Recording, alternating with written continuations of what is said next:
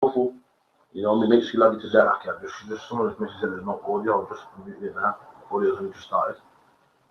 So what's the deal? Is it a red button? It's only just come off just this second just now. Sherelle just puts a notification. So it's me all the time. All that time just no sweat. So as I was saying, yeah, I'll go through quickly. You know, Monday, 2 a.m. till 4, the grill hosted by Commander General Yohanna.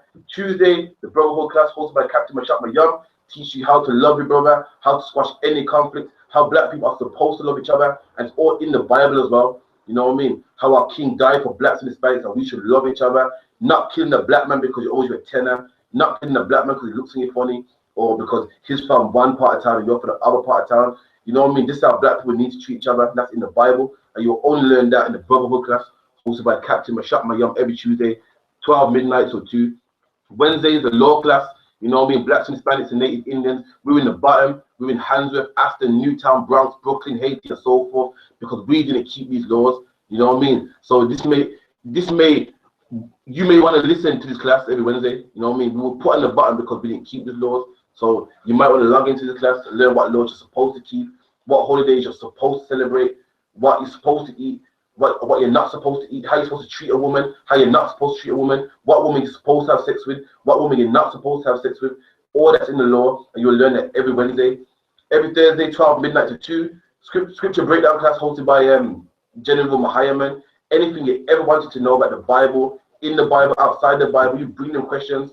Midnight till 2 o'clock every Thursday. General Mahayaman, you bring your questions to him. You can break down anything in the Bible. You know what I mean? Every Friday, 12 a.m. midnight till 2, the Lashawan Kodash, hosted by General Kabbalah Mah, where it goes to the Hebrew. Black man, your native tongue ain't English, it's not Spanish, it's not Creole, it's a Lashawan Kodash, the holy tongue, Hebrew. Not that so-called Hebrew that white man speaking. He speaks a bastardized version of Hebrew with vowels and everything in there, some German mix. You know what I mean? You speak the real Hebrew, and you'll only learn that at the I.S.U.P.K. You know what I mean? General Kabbalah Maf goes to the pronouns, it goes to the past tense, future tense, present tense, suffixes, prefixes, feminine, masculine nouns. So you know what I mean? Not only would you be able to speak Hebrew, but able to write it, read it. You know what I mean? The Assyrian script and the ancient script. You know what I mean? You don't learn this in Oxford, Cambridge, Winchester, Joseph Chamberlain, all the ones there. You know what I mean? Saturday is the Sabbath class, and then also we at I.S.U.P.K in UK have classes also. As you know, we listen to one now. Wednesday 7 to 9, and Saturday 10 to about 11:30. You know what I mean? That's the announcements. Any question online, brother? Slack, yeah, we got Trooper Gabar. He said he's got a question, but I'm waiting for him to ask it. Nobody else, no? Not yet, so no. All right, cool then. Give me 1 Corinthians 11 and 3.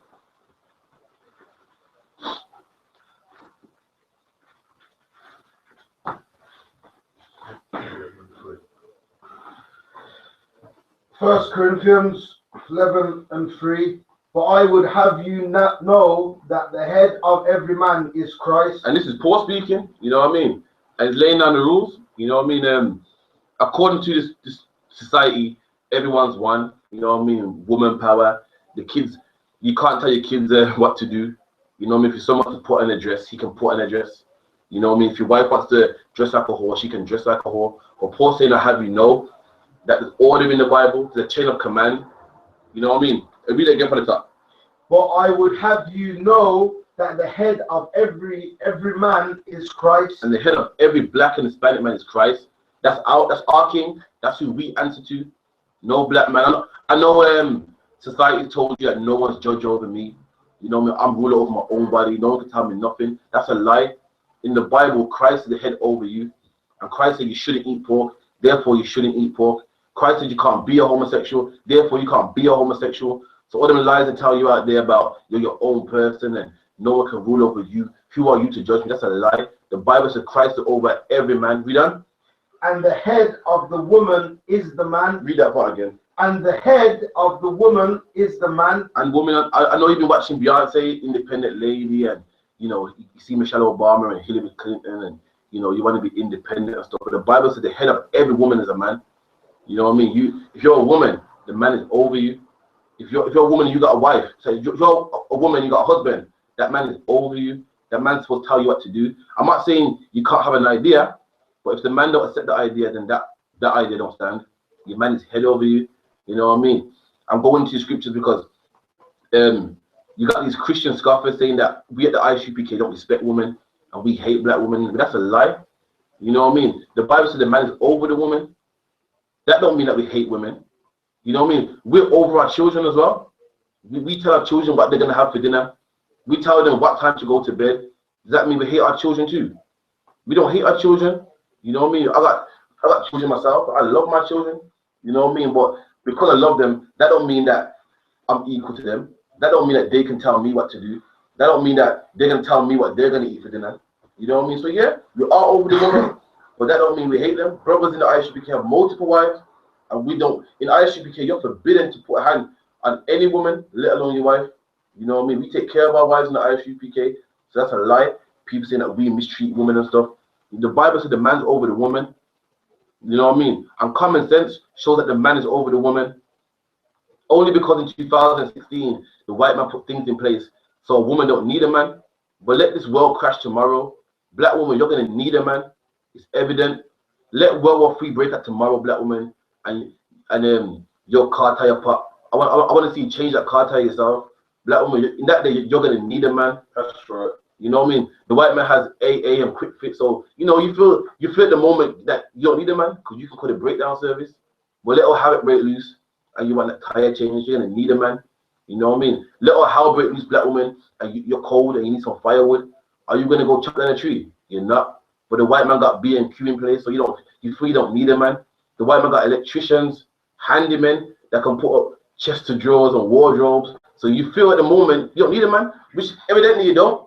Because the white man got things in place, you know what I mean? You got mechanics and so forth. But let that day come, black woman, with something as simple as changing a car tire, you're going to wish you had a man.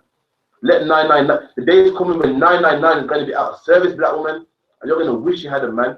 That same black man that you put your finger in his face and called him worthless, he need to go out and get a job. You're going to wish you had that man in that house.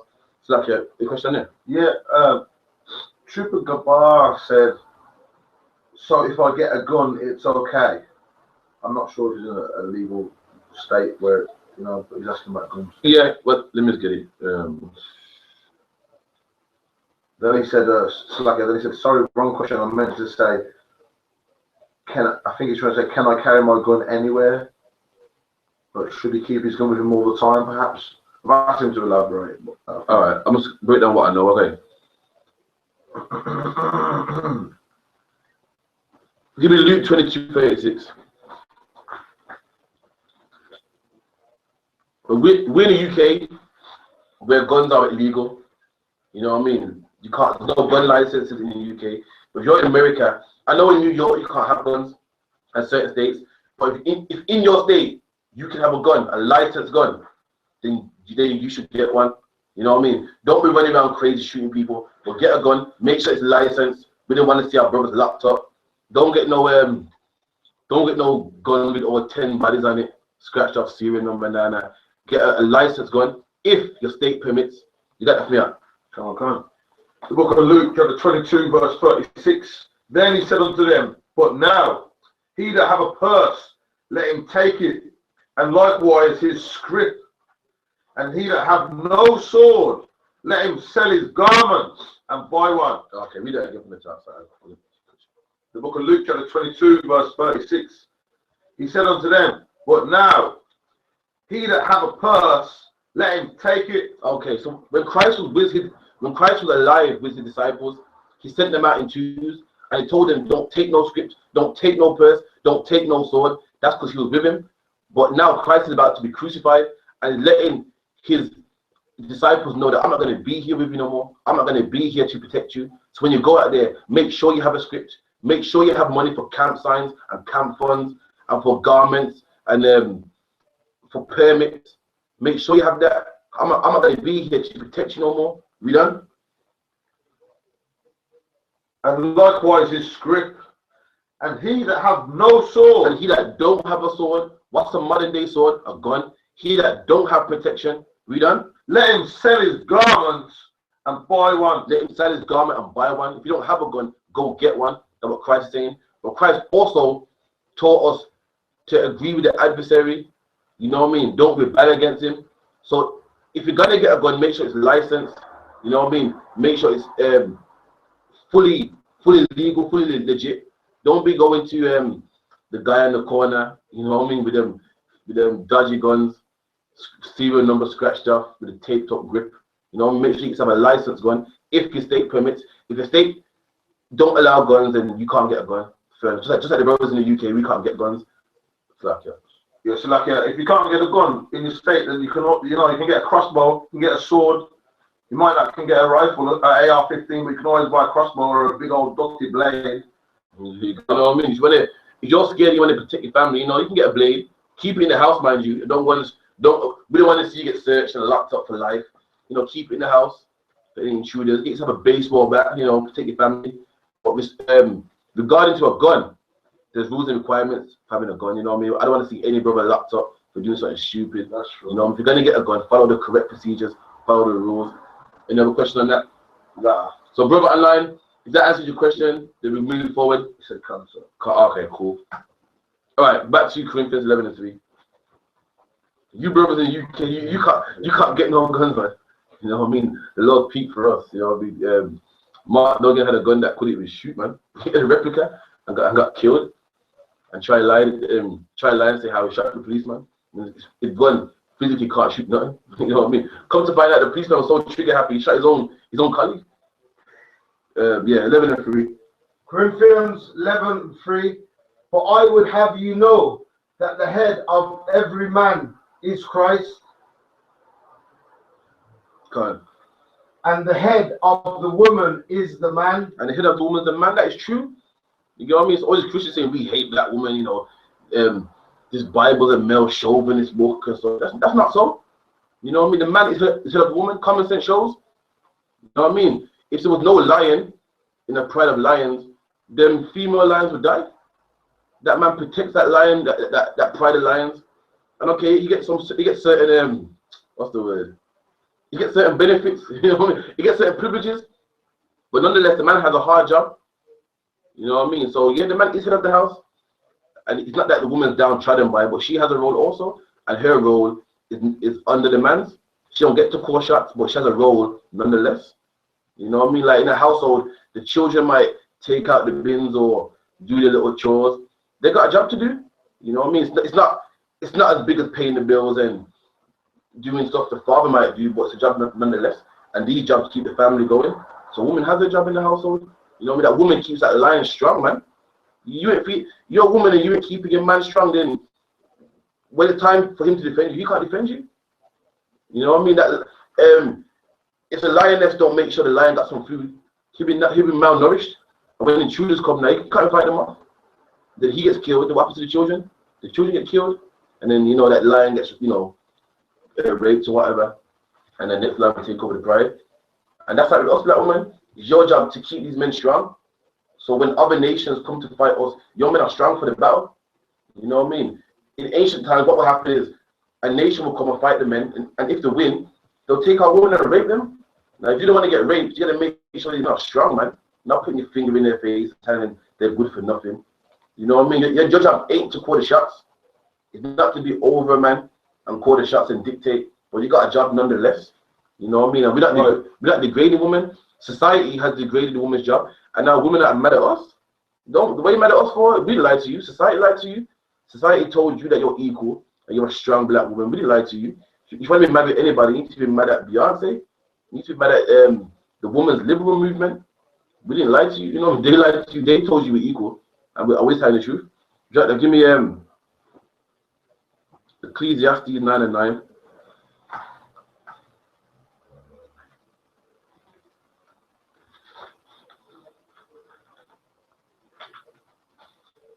Book of Ecclesiastes, chapter 9, verse 9.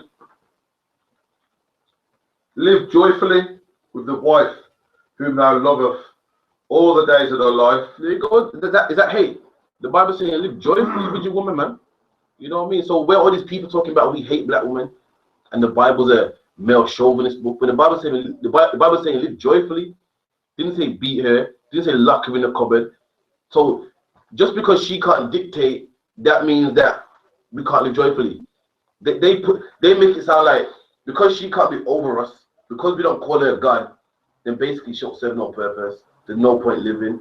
You know, when the Bible says live joyfully with your woman, you know, you can go out with your woman, go out for drinks, go out to cinema, go on holiday with your woman, do what you have to do, man.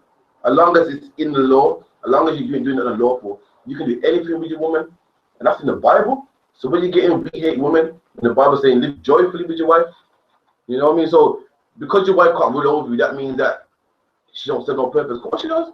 So okay, any questions? Yeah, no, it's just like something to add on the back of that.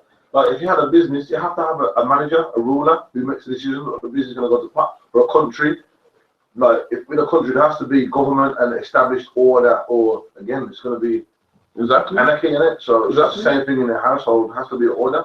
Exactly. You go to work, you got a manager, a supervisor, HR manager, and so forth. I don't see you fighting with him saying, listen, I think, who are you telling me what to do? The manager tells you to go get that broom, you shut your mouth and get that broom, man. You know what I mean? If you're a manager at a supermarket or something, you need to manage people.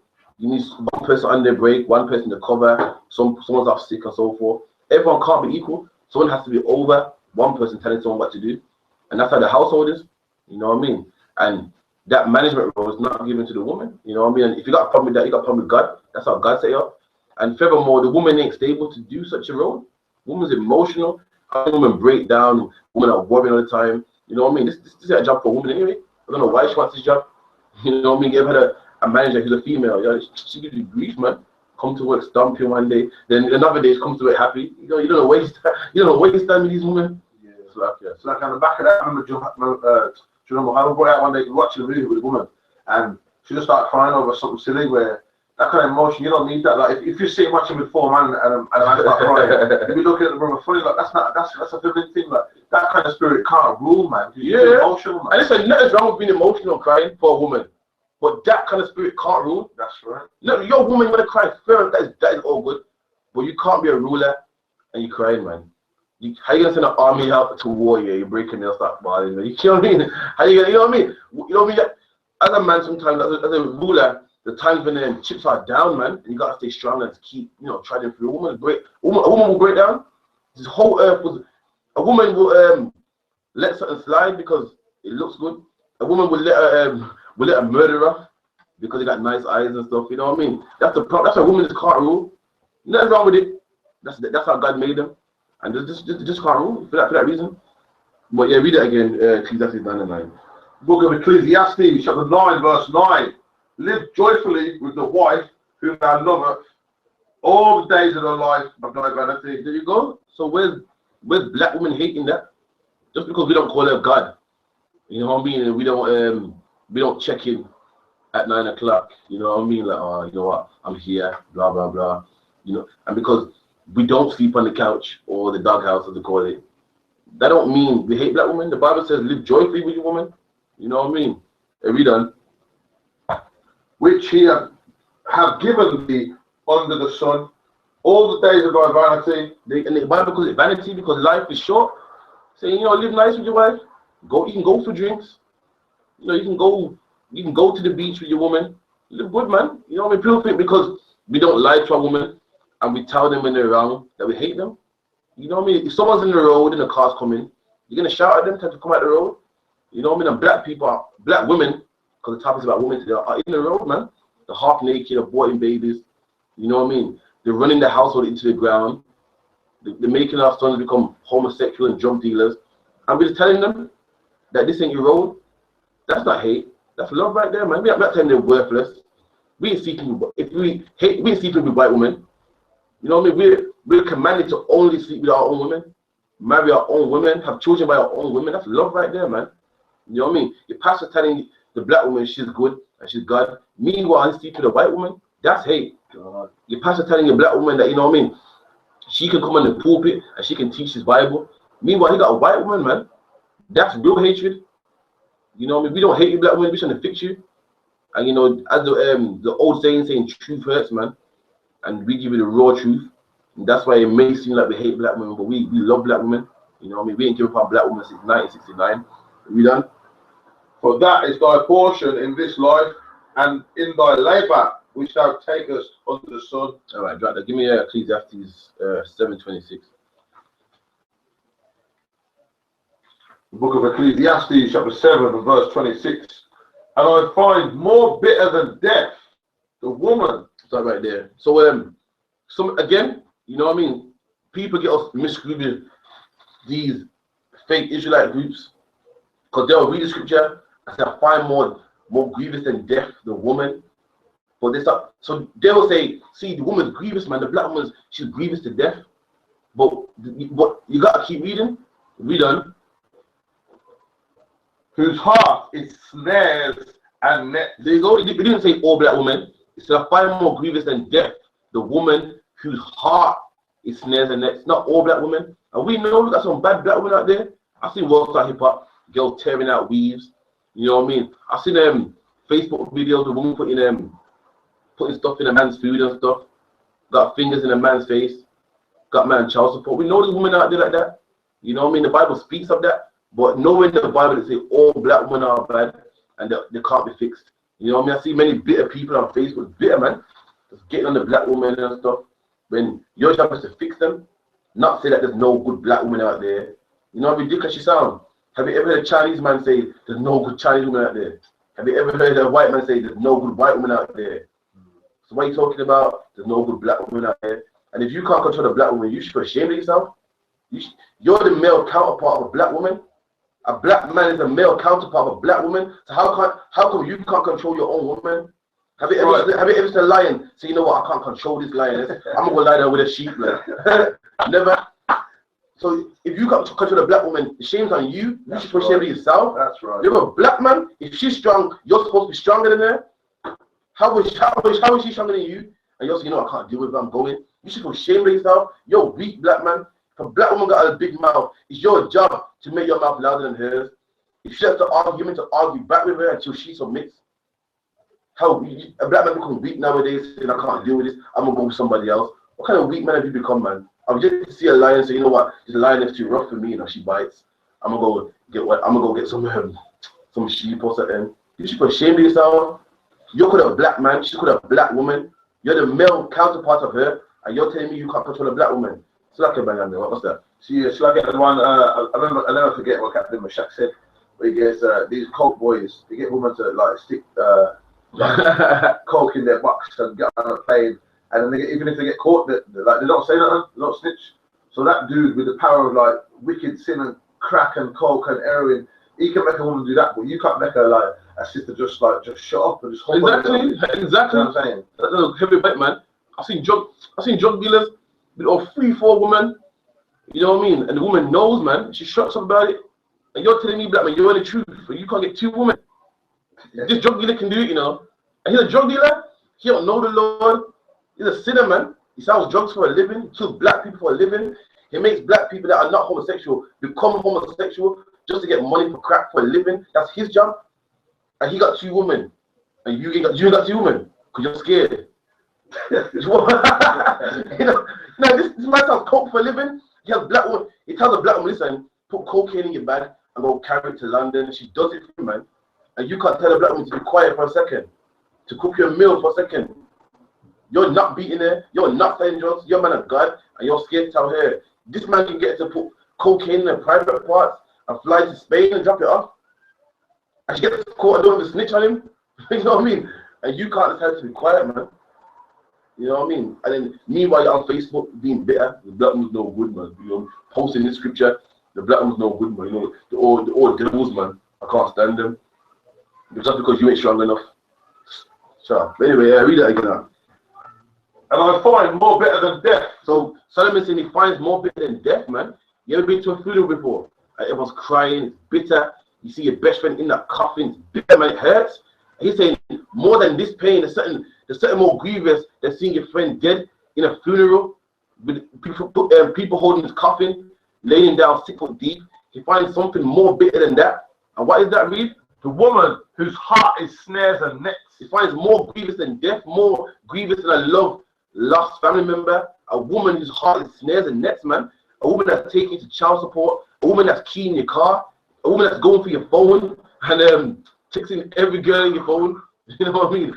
she got the password to your Facebook, posting all stupidness. He finds more grievous than death. A woman like that. And that is true. There is women like that, but nobody did say that all black women are bad and all black women can't be fixed. So these fake codes, man. It's not, you know what I mean? Why you mad at the black woman because you can't fix her? If the black woman's going up, it's your job to fix her. That's why you see Command Gen.YAHANNA and all the brothers in the I.S.U.P.K on the street corners correcting them black women, man. That's right. It's our job to correct them. You know what I mean? The Lord raised up prophets who are men, by the way, and also, man, we're gonna go on the streets and teach them black women. I don't care how much neck they're gonna pop at us, how much they want to wave their necks around and call us bombs or whatnot. You know what I mean? I'm telling that black women, it's wrong to have an abortion. It's wrong to have sex with 10 different men. Same way. Drop that. Give me Ephesians 5:25.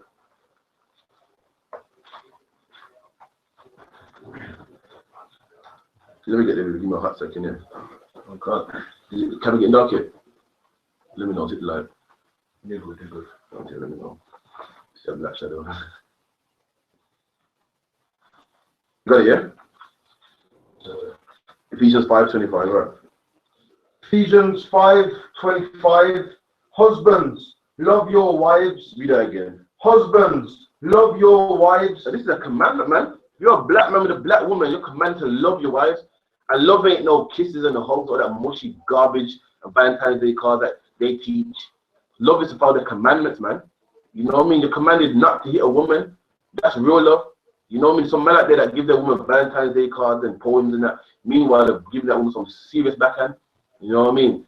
This is real love according to the Bible. If you love your wife, you won't hit her. That's you right. make sure she's fed. You know what I mean? It gives some more commandments that God in love. You know what I mean? Hey, the Bible says love your brother, man. The Bible says love your brother. And this black woman who's your wife, she has a dad, which is your brother. So if you love that brother, you're not going to beat his daughter. You're not going to leave her locked outside. You're not going to sleep with her and throw her away. Because the Bible says to love your brother, and her father is your brother. A black man just like you. You know what I mean? And every black man that got daughters, you want to give your daughter away to a man and sleep good at night, not thinking, you know what, I wonder if my daughter's eating good, you know. I wonder if my daughter is locked outside in the cold. I wonder if this man has forgotten about her. You know what I mean? It's like I said, yeah, no, if it's like if you love a woman, yeah, and you end up leaving her, that's what happens most of the time. A man will have a kid with a woman and leave her, get another woman. But women will say they're not down with polygamy, but you're already kind of getting, you know, you're getting the worst end of it because you're getting left. Whereas rather than getting left, let the man have his next woman, find his next woman, and you will still be nice because we're commanded to make sure we don't diminish. Exactly. And this is a joke about polygamy, as I call it. It's like a woman will be in the world, and a woman will be in the world, yeah, and her man has one woman to her, quote unquote, but she's fine with it because she's lying to her. Because reading the I.S.U.P.K, we tell a woman straight, not more than one woman, but she can't have that. But then she can be with a man that's lying to her. She well knows he's lying. You know what I mean? I'm gonna tell women a secret today that they're gonna blow their mind. All men here are practically the same. I'm sorry. If you're looking for a man that wants one woman, then boy, good luck finding him. Because men don't want more. Men don't want one woman. The same way you don't want one pair of shoes. The same way you don't want one child. The average man, not all, the average man don't want one woman. I'm being honest with you. So if you're saying I had to leave and cheat on me, had to leave and cheat on me, you're gonna be saying that to your 50. Don't get me wrong, some women out there that find a man that's, you know, what the world calls faithful. That's very few in between. It happens, but it's very few. So if you're a woman looking for a man that's one woman, boy, most of the time it's very rare. Men, it's in a man's nature. I want more than one woman. The same way you want more than one shoes, you want loads of clothes, loads of hats. I could lie to you. I say it's gonna be nice, but men don't, man. I'm sorry, man. You know what I mean? And if that's what you want, then you're gonna be upset forever. Every time your man turns his neck at another woman, you're gonna be upset. You're gonna always be going through his phone. You're gonna be always being upset when he's looking at that Beyonce video a bit too hard. You know what I mean? Because women want men to be like you. You're a woman, I'm a man. The same way how you can't be standing up here, the same way I just physically. You know what I mean? Anyway, the point I'm making is this, yeah.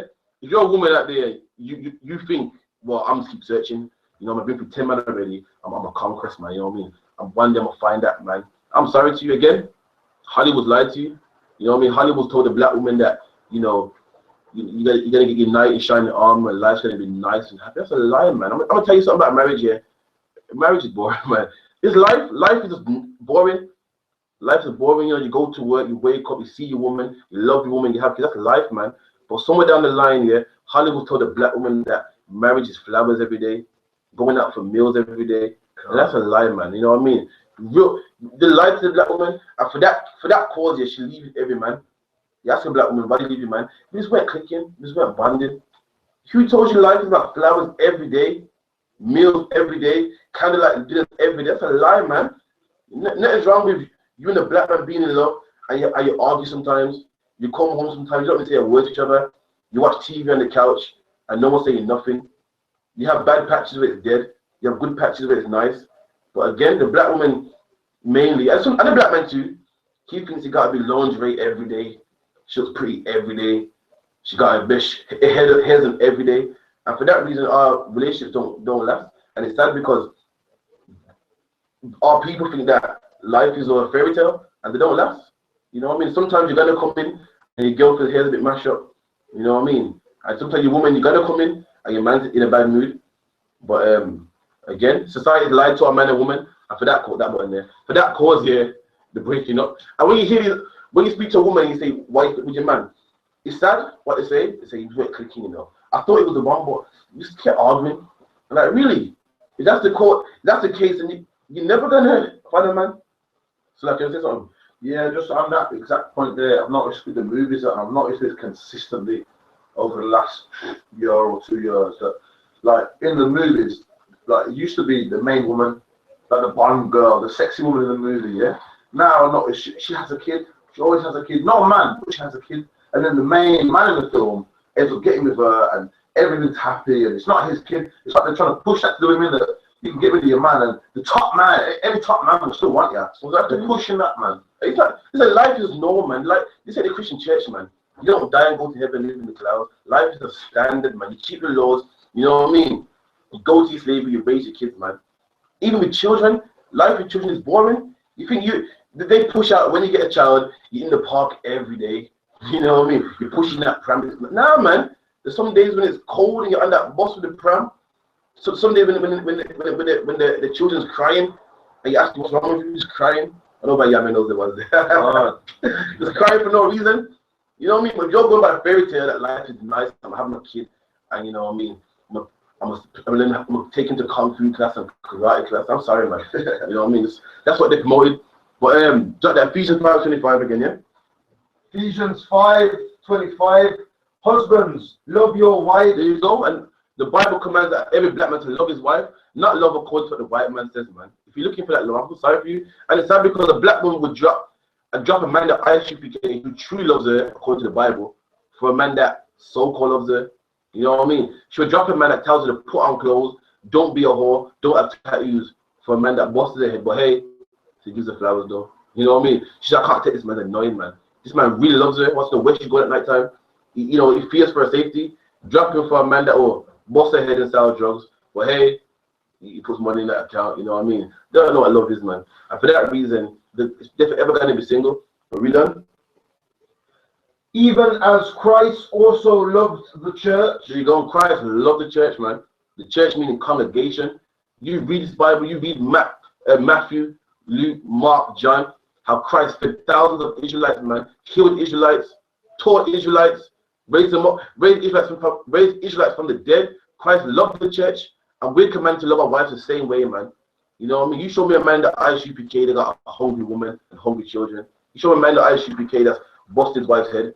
You know what I mean? Or letting her dress anyhow she wants. We love our wives, man.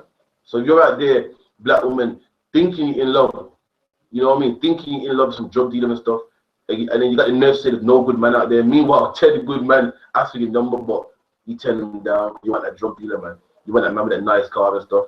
You don't know what love is. Again, the point I'm making anyway, the Bible commands every black man to love his wife. So how do we hate black women here? Any Israelite so-called teaching that the black woman is nothing and she's gonna be eradicated. He don't know the Bible, man. You're commanded to love your wife, man. Give me 1 Corinthians 14:34.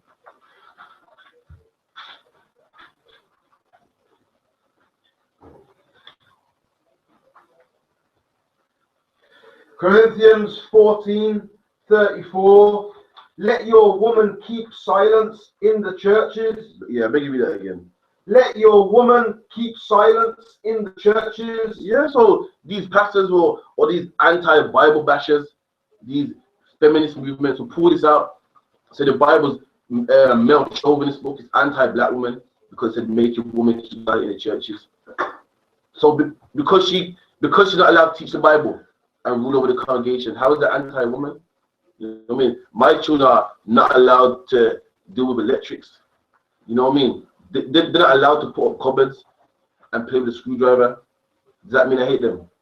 Does that mean I'm anti my children? No. It's not a woman's job to lead a congregation. It's not a woman's job to come into a church and teach black men. It's not her job.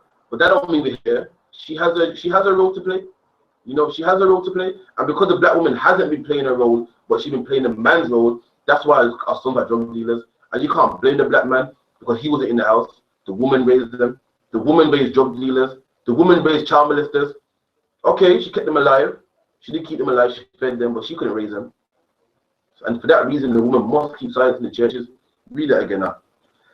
Corinthians 14:34. Let your woman keep silence in the churches. Yeah, and we stand behind that. It's not a woman's job to teach this Bible and teach black men. It's not a woman's job to have thousands of men and telling them what to do, giving them orders.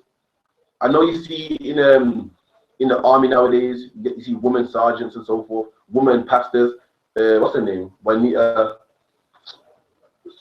Whatever her name is. You see all these women pastors. Even grandma, man. Grandma's all up in that church leading the choir. You know what I mean? Leading the sermon. That's not according to the Bible. But that don't mean they hate women. You know what I mean? I wouldn't allow a child to teach math class. I wouldn't allow a child to teach English class. But that don't mean we hate children. You know what I mean? Some brothers here got 10 children, you get me? We're not anti-children. For it is not permitted unto them to speak. And it's not permitted for a woman to speak in the church. She don't have the permitted means permission. You know, you have a permit to occupy a space. You mean she got the permission. She don't have the permission to speak in the church. As we just read, the head of the woman is the man. The man has the permission. She don't have the permission to teach a man about God. She don't have the permission on how to raise a man, how to fix a family. She don't have the permission. But nonetheless, she got her place, and her place is to help that man. You know, I should drop that. Give me Matthew 3:16. Not Matthew, Genesis. I'm gonna show you the woman's place. I think it's 1. This is a woman's place, and nothing is wrong with it. Give me a minute. Is it 2?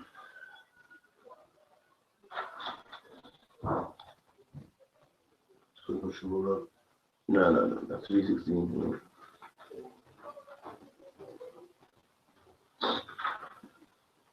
It's like a chapter 3 mentions women. No, give me a minute. I think it's 2. Yeah, give me 2 and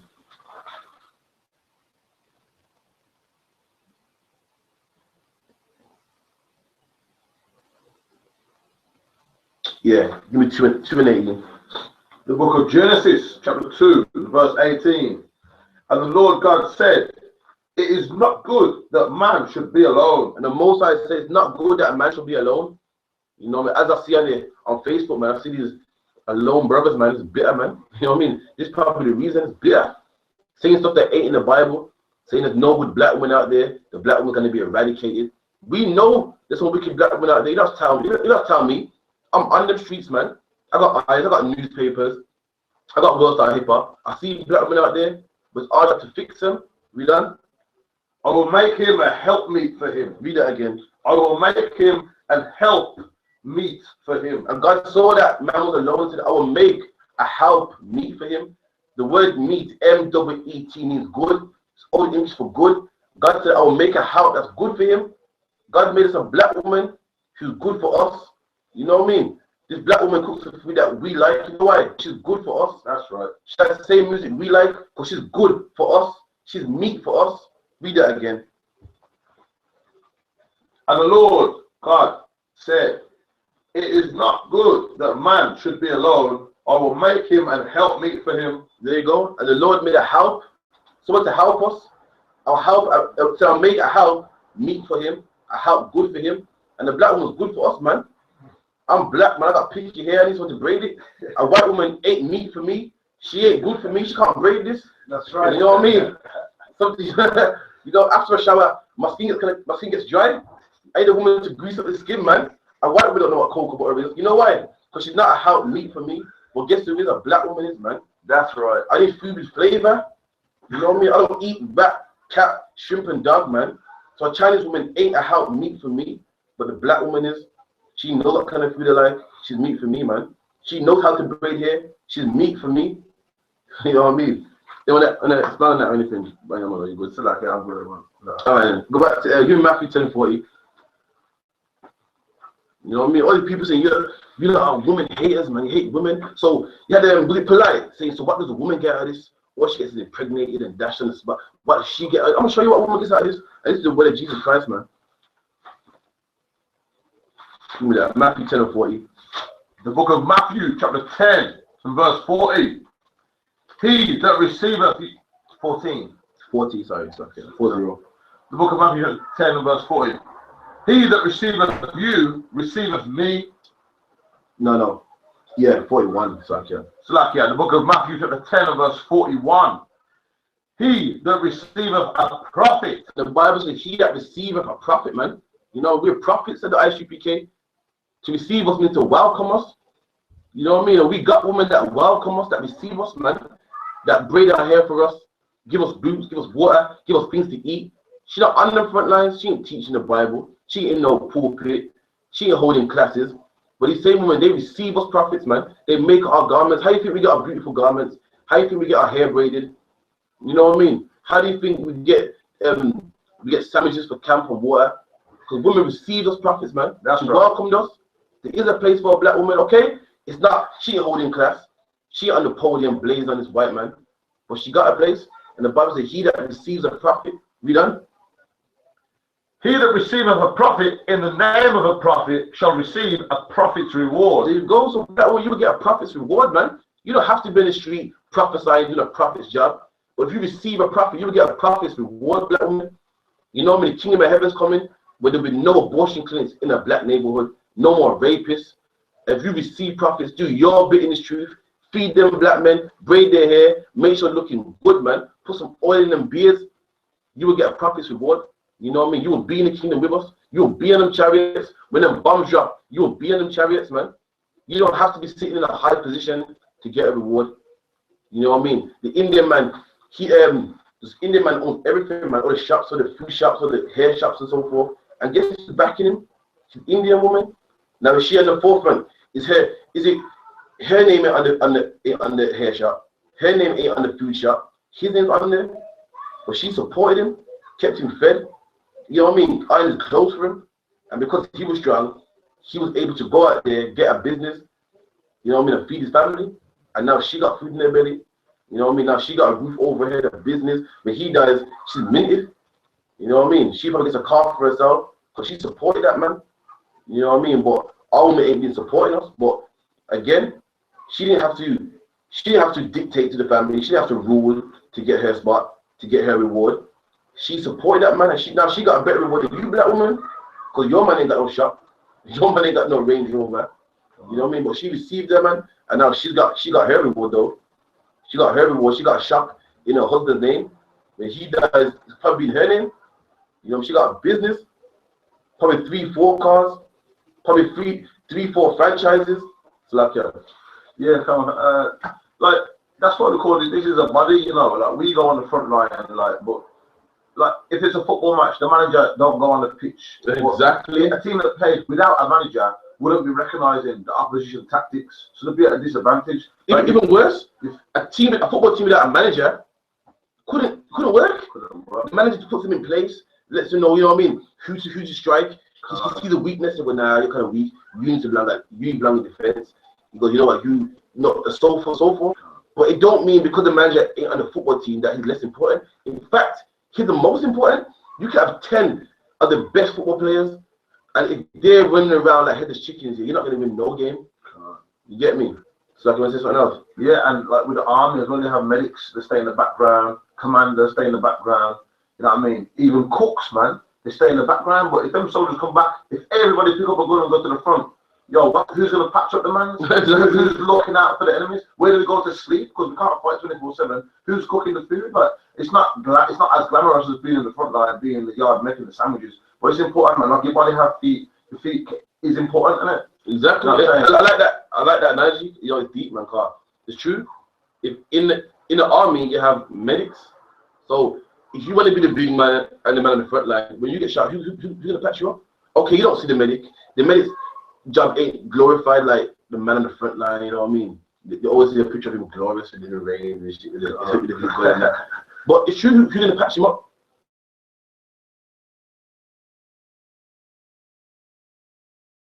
Sergeant, the man on the front line, the man flying the plane. It's truly sad, man. You know what I mean? But the Indian woman knows their place. And she just shut up and played the position. And because she played the position, they got a shot for themselves. You know what I mean? They got halal food in Nando's, man. Can you believe that? You as a black man, you got ask for I want jerk chicken KFC and see how far you get. Nando's a multi-million business, man. And the Indian man's so important. Nando's had to take them up on their option. Nando heard them and listened to them. They're gonna listen to you. You know what I mean? They got halal Subway. Subway's an international company. In America, I went to America myself and got a Subway sandwich. And the Indian man's so powerful because his woman backed him. He got halal Subway. You try to. I'm surprised. What's his name again?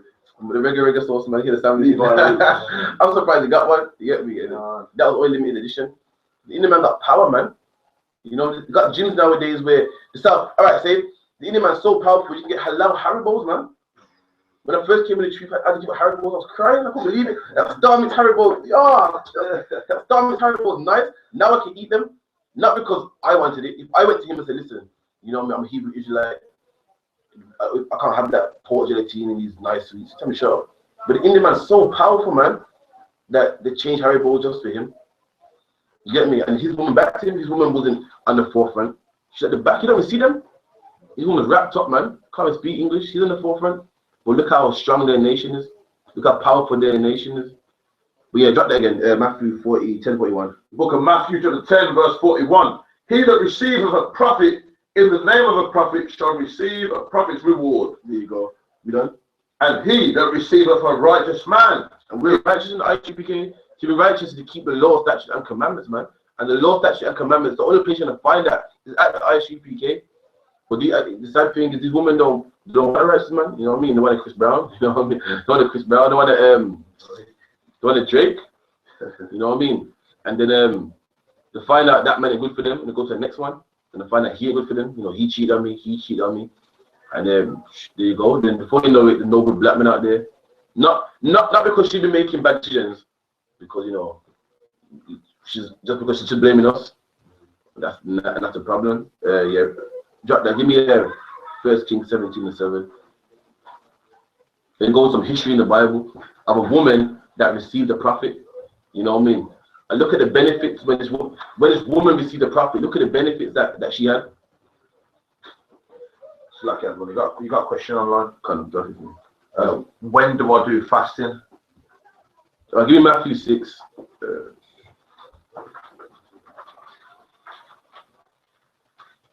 Okay, now there's an annual day where every black and Hispanic must fast. You have to fast. It's called the Day of Atonement. You know what I mean? That day, every black and Hispanic must fast. If you want to know this specific date, go to the ISUPK.com. There's a calendar on there. It's called the Day of Atonement. No water, no food for 24 hours from sundown to sundown again. You know what I mean? You must fast. It's a requirement. It's mandatory. You know what I mean? It's like Christmas today. Christmas, I won't say Christmas, but once upon a time, Christmas was a day everybody had to have off. You know what I mean? Bank holiday is a mandatory day that every bank must close. And once upon a time, we had our own country, our own laws, our own government. And honestly, every black and Hispanic man had to fast. And if you weren't fasting, if you caught your breath smelling like a sandwich, you know what I mean? If you could smell some chicken on you, you're going to die that day. You will lose your life that day. That's for the Day of Atonement. On that day, every black and Hispanic man must fast. It's an annual holiday for every black and Hispanic. But if you find yourself sleeping sometimes and you want to get close to the Most High, you know what I mean? You want to be heard by the Most High. You want to just separate yourself from everything else, when to separate yourself from all the distractions, the music, the weed, then you can fast. And that's between you and God. No one has to know this. But there's rules of fasting. Give me Matthew 6 and 1. Book of Matthew, chapter 6, verse 1. Take heed that ye do not your alms before men. So alms is like a donation. Christ saying, don't give alms before men. If you're going to give a donation, man. Don't do it before men. Don't be like, yeah, here's a 10 grand. 10 grand was dropped down for these poor brothers here. Boy, I'm broke now, I've dropped 10 grand. I dropped 10 grand, whoa. But these poor people, don't do it before men. If you want to help poor people, then do it, man. But don't be a hypocrite. Don't be like your pastor, man. Your pastor, you see them pastor with that big check. You see that big check to hold up on both sides. And they go, Pastor Creflo just donated 10,000 to the Negro Fund. Everyone gives my hand. No need for that, man. You got people looking like, wow, that's a good man of God, that is, There's no need. You know what I mean? The scribes and Pharisees are the pastors today. You know what I mean? The pastors are the scribes and Pharisees today. Everything your pastor does today, that's the scribes and Pharisees, man. Hypocrites. So if you're going to give a donation, but don't do it before men. You know what I mean? No one has to know. You're helping poor people. That's it. You want to help poor people and get ratings for yourself. You done? Take heed that you do not your alms before men to be seen of them. Otherwise, ye have no reward of your Father which is in heaven. All right, keep reading. Therefore, when thou doest thine alms, do not sound a trumpet before thee. There you go. So when you do give a donation, don't sound a trumpet. Meaning, don't announce to the world. Don't be like, you blow trumpets. You don't even blow trumpet if I look. Like the king's coming out, the blood trumpet. When you do give alms, don't let everybody know. You know what I mean? Don't like, I'm going to the cash point, the cash point. Oh, you know what? I forgot. But you can't even take 10 out the cash point. So I guess it's to the bank. It's gas to the bank. Don't sound a trumpet, really. Do not sound a trumpet before thee, as the hypocrites do in the synagogues. Exactly. That's what the hypocrites do, man, in synagogues. Today that will be churches, man. There's your Creflo Dollar with his donation. We raise up 5,000 for the dyslexic children league and so forth and so forth. You know what I mean? Don't do that. If you're gonna give it, man. You know what I mean? Give it that. And in the streets. Down the streets, some black party. You know what I mean? Raising up money for everyone. You know? That they may have the glory of men. They don't have the glory of men. They're like, that's a righteous man right there. Look at him, man. Not a righteous man. He's righteous. Look at him. He cares for the poor, man. That's your Creflo Dollar, man. Your TD Jakes. You know what I mean? All these people that everyone looks at. Glorious. Look at man. It's so glorious. We done? Verily, I say unto you, they have their reward. Let's get to the point. Give me verse 5. And when thou prayest, thou shalt not be as the hypocrites are. And when you pray the same thing, don't be as the hypocrites. You know what I mean? Not how Zach, yeah. Fasting, what in it? No, fasting. All right, one second. Fasting is just 1 minute. Give me a second, brother, yeah? Is that brother asking a question or female? Or sister, sorry? Yep. Yavo, Zion? Yeah, that's the sister, yeah.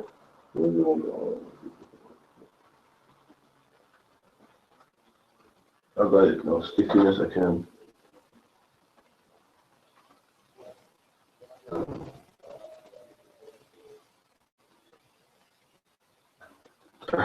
Is here anything to visit? Give me 1 minute. I'm looking myself. This is when you fast to anoint your head and stuff. Without prayers, without prayers.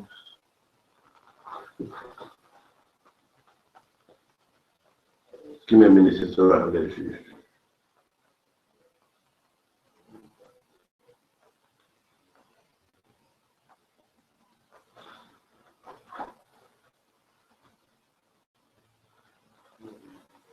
There you go, 17. Verse 17. But when thou, 16. the book of Matthew, chapter 6 and verse 16. Moreover, when ye fast, be not as the hypocrites. So when you fast, don't be like these hypocrites, man. The same hypocrites we're talking about in verse 1. The same pastors, religious leaders. We know? Of a sad countenance. A countenance means facial expressions. You know what I mean? These pastors, man, they walk around with that sad facial expression. You know what I mean? Everyone got to know they're fasting. 10 days ago, I had a drop of water. They were like, why man's holy, man? 10 days you're fasting. No need for that, man. Don't glory up, man.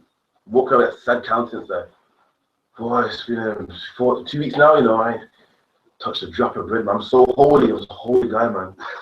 But, you know, maybe one day when you're on my level, you can fast like this, but yeah, you're not on these levels, man. You're a sinner, man. I'm so holy. You know what? I must fast every 2 weeks. I've got to fast. You know what? Actually, if I don't fast, I don't feel right, man. You know what I mean? That's them, man. That's your pastor, man. You know what I mean? See these pastors, I see these pastors in the church screaming out some loud prayers, but there's no need. Just pray to the Most High. You know what I mean? If you got any problems, anything you want to show, and pray to the Most High, I hope it fixes you. Just let the world know, make everyone know that these guys is holy, man. Look how loud he's praying, and you know, and same with fasting. You don't fast between you and the Most High. You fast, the world don't have to know. People that disfigure their faces, especially under slavery. When it comes to Ramadan season, these Muslims, they approach Ramadan, they stink breath talking about how I've been fasting from morning, man. You know, like I'm supposed to feel that they're holy because they've been fasting. Read on. For they disfigure their faces. That's what they do. They disfigure their face. They got a long face, man. You know what I mean? Just walking around, dragging their foot. So people are like, what? That man's holy, man. That's the man of God right there. Look at him. I wish I was half the man he was. He's been fasting for like 3 days now, man. Look at him. Don't do that. Christ saying, don't do that. Your fast is private, man. If you're weak on weed, you fast. It got nothing to do with nobody else. You fast, man. You know what I mean? But if you can go without food for 24 hours, then you can put down weed. You need food to survive. You don't need weed to survive. So if you can go without food, then you can go without weed, black man. You know what I mean? If you can go without food, then you can go without cocaine. That's what fasting's for. It's nothing to do with nobody else. You're coming up weed so you can become a better person. You're coming up cocaine so you can become a better person. What's that got to do with everybody else? It's not about glory, black man. So you can be a better person. Read on. For they disfigure their faces, that they may appear unto men to fast. There you go. You want people to know that it's fasting, but it's none of their business. It's between you and the Lord. You want to become a better person. So what has the next man got to do with this? What has the whole community got to do with this? When you want to become a better person, you don't want to be killed in that nuclear fire. You don't want to be a homosexual no more. What's that got to do with everybody else? There's no need to just disfigure your face and make a long face so everyone thinks that you're holy. You know what I mean? Because the Most High ain't dumb. He knows you're not holy, so you're only fooling yourself. Read on. Verily I say unto you, they have their reward. And they have the reward. That's the reward. Everyone thinks that they're holy. That's the reward, man. They want the glory. They got the glory. Read on. But when thou fast, But it's Christ, but when you fast, I don't want you making a long face. I don't want you going out there dry, ashy, white lips and so forth. When you fast, this is what I want you to do. Read on. anoint thy head. Anoint your head. Anoint means oil. Grease your face, man. Not walk around there with them dry lips like you're eating them sugar donuts. Anoint your head. Grease yourself up. And that's a black man's book, man. You know what I mean? It's a black man's book right here, man. Don't be walking out with them dry lips. Like, oh man, it's been 3 days now. You know, boy. If I die, I die. I don't mind, man. I'll be with the Lord. I don't, whatever it takes. Anoint your head. No one's business. You walk out there like it's an average day. No one has to know you're fasting. Anoint your head, black man. Grease yourself up, man. Don't be walking out there all mashed up and dragging your feet. Anoint your head. That's all. On the back of my side. No, that's good, man. Yeah, read on. And wash thy face. And wash your face. You know, don't be walking around with all them dry lips and looking all disfigured and all beaten down. You know, you go out and you anoint your face, cream your face, go out there, you're fasting, no one has to know. You be one of your friends, you know what I mean, talking about, do you want to go Burger King? You know what, I'm not hungry, you know. You don't have to know. Don't be like, what? Burger King? I've been fasting 10 days every time at Burger King. Now, yo, you don't have to know, man. You done? That thou appear not unto men to fast. There you go. You're meant to appear to men not to fast. No one has to know about this. You done? But unto thy Father which is in secret, and thy Father which seeth in secret shall reward thee openly. There you go. So the Father sees it in secret, but you'll be rewarded openly. Yeah, that's about enough of it. If that answers your question, sister, let me know. If it don't, I'll go deeper into it if I can. Where are we now? Give me 1 Kings 17 and 7. 1 Kings 17 and 7. And it came to pass after a while that the brook dried up. Okay, so this is what I want now. Elijah was the prophet of the Lord, and Elijah stopped it from raining. I think it was 40 days he stopped it from raining because Israel was wicked. So while Israel was going through famine, no rain, the Lord made a brook for him to drink from, and it came to pass that after a while that brook dried up. So Elijah himself had no water. Read it again. And it came to pass after a while that the brook dried up. Read. Because there had been no rain in the land. There you go. Elijah stopped it from raining, but he had his own brook where he could drink from. And it came to pass over a process of time that even his brook dried up and there was no water there. So what does that mean? You know, you need water to live. It means that if Elijah carries on, he will die also. Read on. And the word of the Lord came unto him, saying, Arise, get thee to Zarephath, which belongeth to Zidon, and dwell there. Behold, I have commanded a widow woman there to sustain thee. There you go. So the Moses said, you know what, move from here. I'll put the spirit on the woman to make you stay with her. You know what I mean? The Moses put a spirit on this woman, meaning when I came to this woman, but can I stay with you? The Moses put the spirit on her, so this woman's like, yeah, you know, okay then. That's what it means when they put the spirit on this woman. Like, when you heard about the I.S.U.P.K, you had the spirit to log on. When the Moses put the spirit on you, you could have been doing something else, but you thought, you know what, let me log on to this link. Let me see what this is. When you saw the brothers at camp, you had the spirit to walk that path today. You could have walked another path, but the Moses put the spirit on you to walk in this path. So the Moses said, I put the spirit on the woman to sustain you. Meaning when Elijah went to the woman's house, she would have said, no, I don't know you, you're a stranger. But this woman, she don't know why she's saying yes. We know why, because the spirit's on her. This woman saying, yeah, you know what, why not? Come stay with me. Be done. So he arose and went to Zarephath. So he went to the land where the Moses told him to go, which belonged to the Zidonians. Be done. And when he came to the gate of the city, behold, the widow woman was there, gathering of sticks. So when he went to the city, he saw the woman gathering sticks. That same widow, the Moses said, I will make her keep you in your house. He saw her there, and she was gathering sticks to make a fire, most likely. Read on. And he called to her and said, Fetch me, I pray thee, a little water in a vessel. There you go. So he said to this woman, pray me, a vessel like a cup. He said to this woman, get me some water to drink. You know what I mean? Today that would be called rude. You know, you can't speak to a woman like that nowadays. That's called rude. But again, the Bible says man is over the woman. You go to the Arab countries, men are over all women, man. Not just her, man. The woman can't speak back to any man over there. You know what I'm saying? Yeah, and with that, in them Arab countries, the men are doing fantastic in business, and the women are famous for twerking. There you go. What they're doing. Just like today. You know, well, once upon a time, children was under all adults, not just their parents. You know what I mean? If a parent saw another child smoking, or beat them, and it wasn't their children, because they were under all adults. And once upon a time, a woman was under all men. And we done.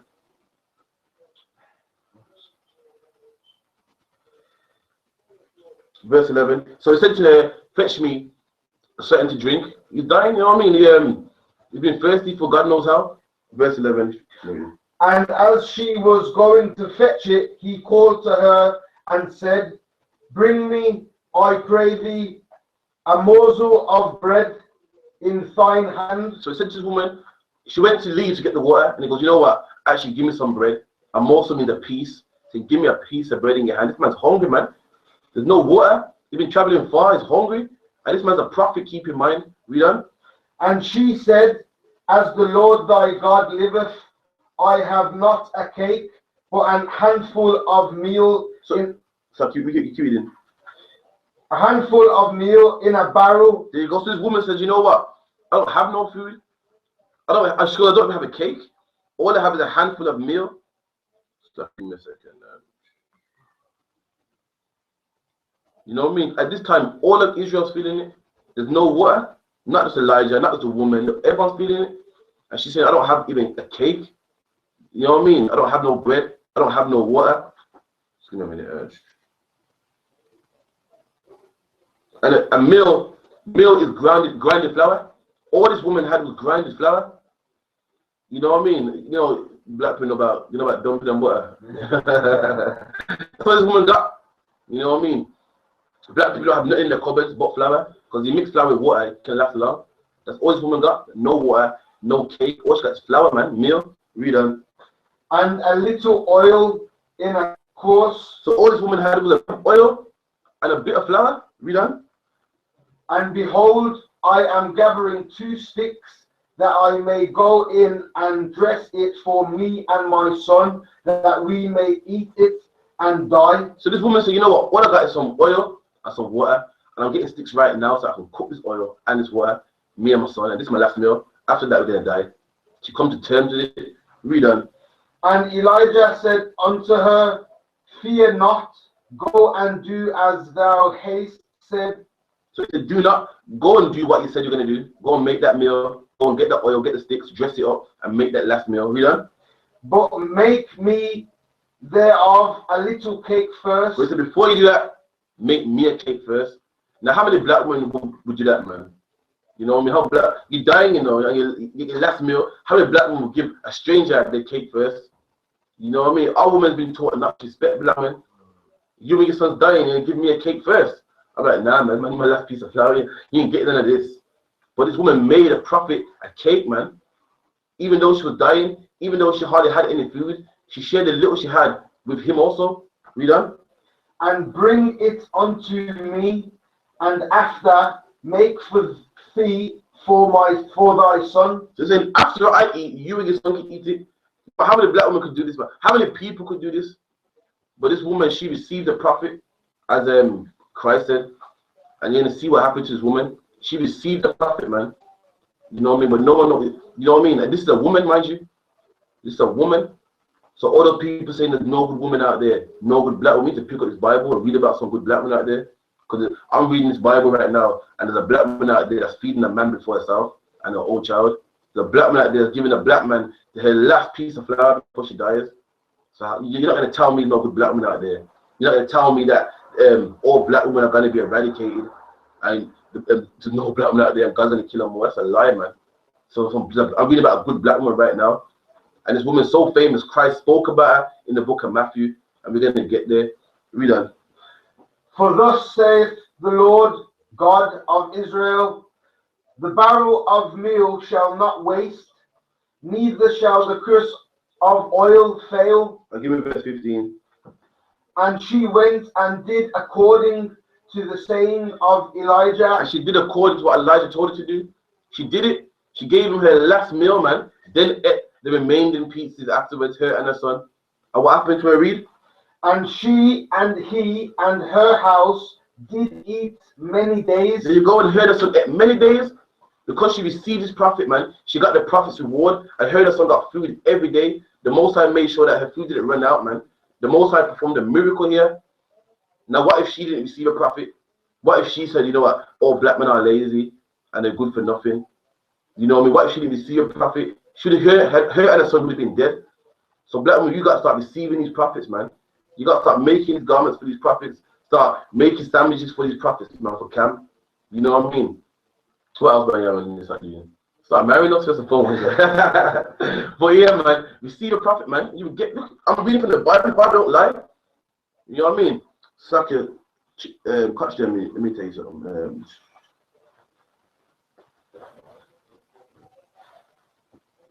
Give me a minute. All right, give me verse 17. I'm gonna take it a bit further, man. Go on. 17. And it came to pass after these things. So after these things, after they've been eating many days, living with this woman, she received a holy man into her house, man. Now she's getting blessings. Everyone else out there hungry, starving. She ain't starving. Only because she received a black man into her house, man. Just that alone. Read on. That the son of the woman, the mistress of the house, fell sick. So the son of this woman, the same son, who she said that she didn't cook for, and then they're gonna die. He fell sick. Read on. And his sickness was so sore that there was no breath left in him. And there was no breath left in this boy. That's how sore his sickness was. This boy died, man. Read on. And she said unto Elijah, what have I to do with thee? So she said to Elijah, what have I done to you? You know, she knows he's a man of God. She said, what have I done to you, you know? O thou man of God, art thou come unto me to call my sin to remembrance? She's saying, so have you come here to punish me? Have you come here to call my sin to remembrance? Are you here because, you know, I sinned in the past and now you want to punish me by killing my son? Are you come here to bring my sin to remembrance? That's what she's saying? You done? And to slay my son? Okay, let me skip it. Give me a...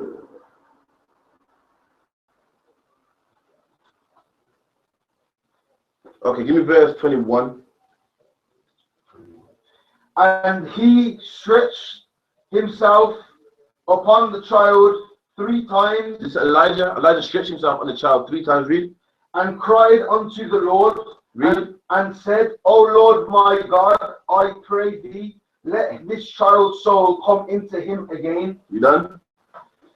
And the Lord heard the voice of Elijah, and the soul of the child came into him again. There you go. So her son came back to life, man. Look at the benefits she's getting because she received the prophet, man. So there is a place for a woman. You know what I mean? So, like a black woman would, she would rather be head of the church rather than making a black man food. And meanwhile, she's missing out on these years. You know what I mean? This woman had a son brought back to life, man. You know what I mean? Just for doing something that today a black woman will call her a fool for doing something that is considered a stupid job, or doing something that's considered subservient to a man. And she got food, but everyone else didn't get food. While you're trying to be the boss lady or Miss Independent woman, you were starving at that time. This woman, she played her role. Meanwhile, her son died and he came back to life. She had food for many days just for playing her role. You know what I mean? Try that. Give me Luke 4:25.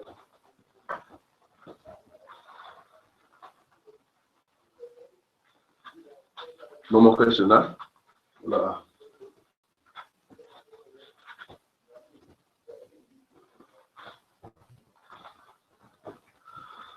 Luke 4:25. But I tell you of a truth, many widows were in Israel in the days of Elias. There you go. So Christ is basically saying the point Christ is making is that there's many people in the world, but only few are chosen. Only few he gives this word to. And it says there's many widows in the time of Elijah, which we just read. There was many women that had no husband around. Many women that had a son, single parent, alone, thirsty. Read on. When the heaven was shut up 3 years and 6 months. There was many women around at that time when it wasn't raining. Read on. When great famine was throughout all the land. But unto none of them was Elias sent. So there's many women out there. That's Christ is making a comparison. I mean, there's loads of blacks and Hispanics, but not everyone's going to get this truth. Likewise, in the time of Israel, there's many widows out there, but Elijah was sent to one. You know? Save unto. Sorry. Let me get there. Sarepta, a city of Sidon, unto a woman that was a widow. There you go. And Christ acknowledged this woman, man. Christ didn't say this woman, this woman's a black nigger woman and she was bad. Christ acknowledged this woman. He spoke about this woman in the New Testament, man. This woman is famous just for doing her job. The woman she's spoken about by Christ. She's not spoken about by Christ because she led an army, because she was in the pulpit. Just by helping a prophet, man. This woman spoken about by Christ, man. You know what I mean? We're out there in camp, blazing the streets, you know what I mean? And we're spoken about by Christ. You know, this woman spoken about personally from the mouth of Jesus Christ. It's like, you say something? Yeah, like I said, that woman in the pulpit, that just don't even picture right to me, because, 1 week of the month, there's 4 weeks a month, yeah? Every month, one of those weeks, a woman has a period. So she's unclean anyway, but if she don't follow the laws like the Christians, she's still all hormonal all over the place. I don't know, even in business, how can a woman lead men and she's one person? That's a quarter. Yeah. 1 week of every month. That's a quarter of your life. I'm saying that's unstable right there. And also, you see, with how can a woman lead a man when, you ain't never heard of a man a group of men being pimped out by a woman, because women are more influenceable, innit? So then, you know what I'm saying? A man can trick them women and make them do them things. Yeah. But a woman ain't gonna trick me, you, and him now and make us leave this and like take us out of the Christian church if we're a Christian and make us start, you know what I mean, selling ourselves. And again, it's like men are the warriors, man. You know, we have a hard job to do. It's hard, but if the woman supports us, then guess what women will get in return, man? Our city won't be overthrown by a opposing city, and that a woman won't get raped, your kids wouldn't get killed. All you gotta do is support the black man, and in return, you don't get no Arabs coming in your city, burning it down, raping them. That's what happens, you know. That's exactly what happens. In war, the men get killed, won't get raped, man. You know what I mean? So if you don't mind being ravished and killed and so forth, and your base coping, that's fine. But you need to make sure this black man's strong so you don't get raped. Just like the Arabs out there, I've yet to see a woman. I'll see women flying planes in the building because they know it's a man's job.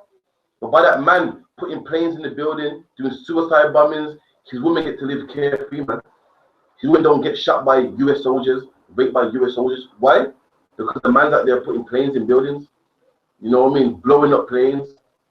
You know what I mean? Strapping bombs to himself, 7-7 bombings. And because he does that, the children don't get taken from the woman don't get raped. You know, have you seen what these US soldiers do to women's spoils? Oh, run backstranding. You might from the army, man. You might know, man. You know, you might run backstranding them and all that kind of stuff. To go to a new country, obviously these women, they're not their women, so they run backstranding them. You see pictures and stuff of Arab girls naked, and the man loves his woman so much he goes there and runs planes into buildings so that the woman don't get raped. And all she got to do is keep his man fed, keep him strong, man, so he can run planes into buildings. You sound silly, but you know something. Yeah, kind of like you said with the rape and the burn down the cities, like invaded other cities and other nations invaded. Like all you gotta do is walk around any ghetto and you can see the ones who run what would it have been back in the day? I don't know, storehouses, big houses, castles, fortresses getting took over. But today it's the businesses, even the things that only black people use, like the chicken stores. It's Elam selling it. The weave stores. It's Elam and Moab and them. You know what I'm saying? So they took over, man. Well, no. Anyway, give me Acts 22:4, yeah.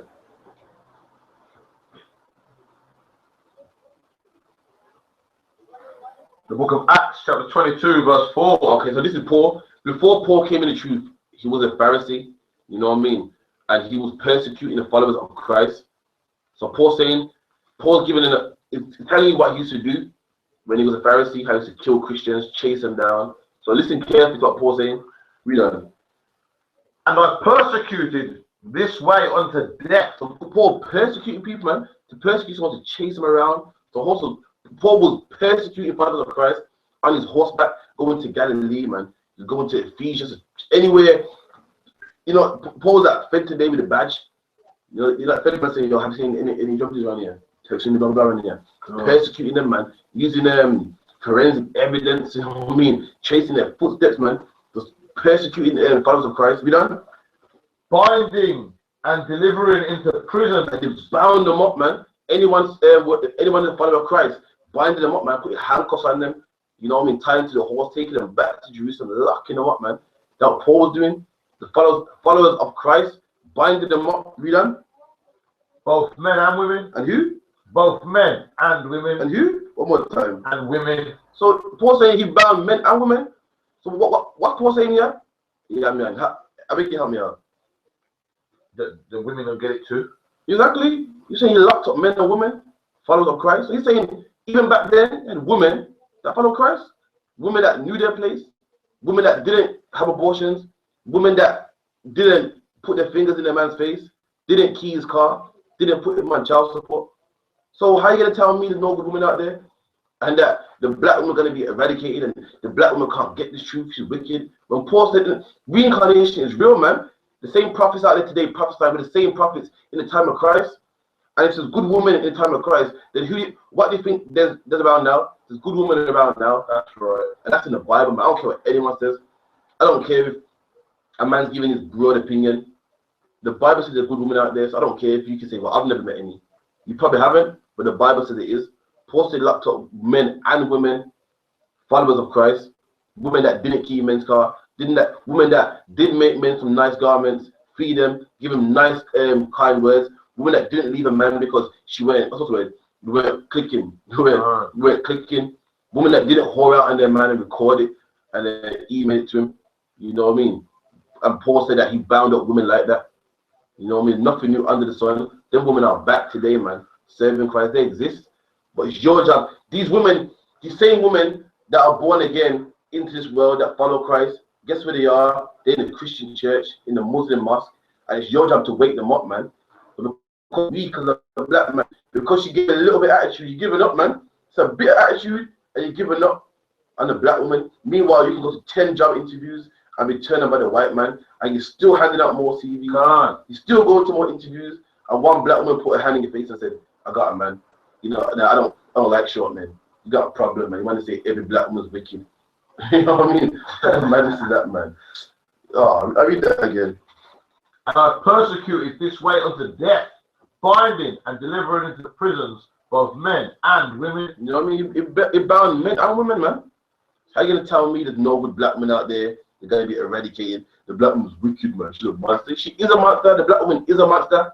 And guess what? That's where you step in. She is a monster, and it's your job to make her not a monster. She does commit abortions, and it's your job to make her stop committing abortions. The same way we stop you from being a drug dealer, we stop you from smoking weed. It's your job to fix it. She's not gonna wake up in the truth. She was born into Christianity. You know what I mean? She thinks she's a goddess. She thinks she's queen. And it's your job to show her she's not queen. You know what I mean? But because you're so weak, all you want to do is blame people for your problems, man. But it is good black women in scriptures. Jack, give me where you were Acts in Matthew 26.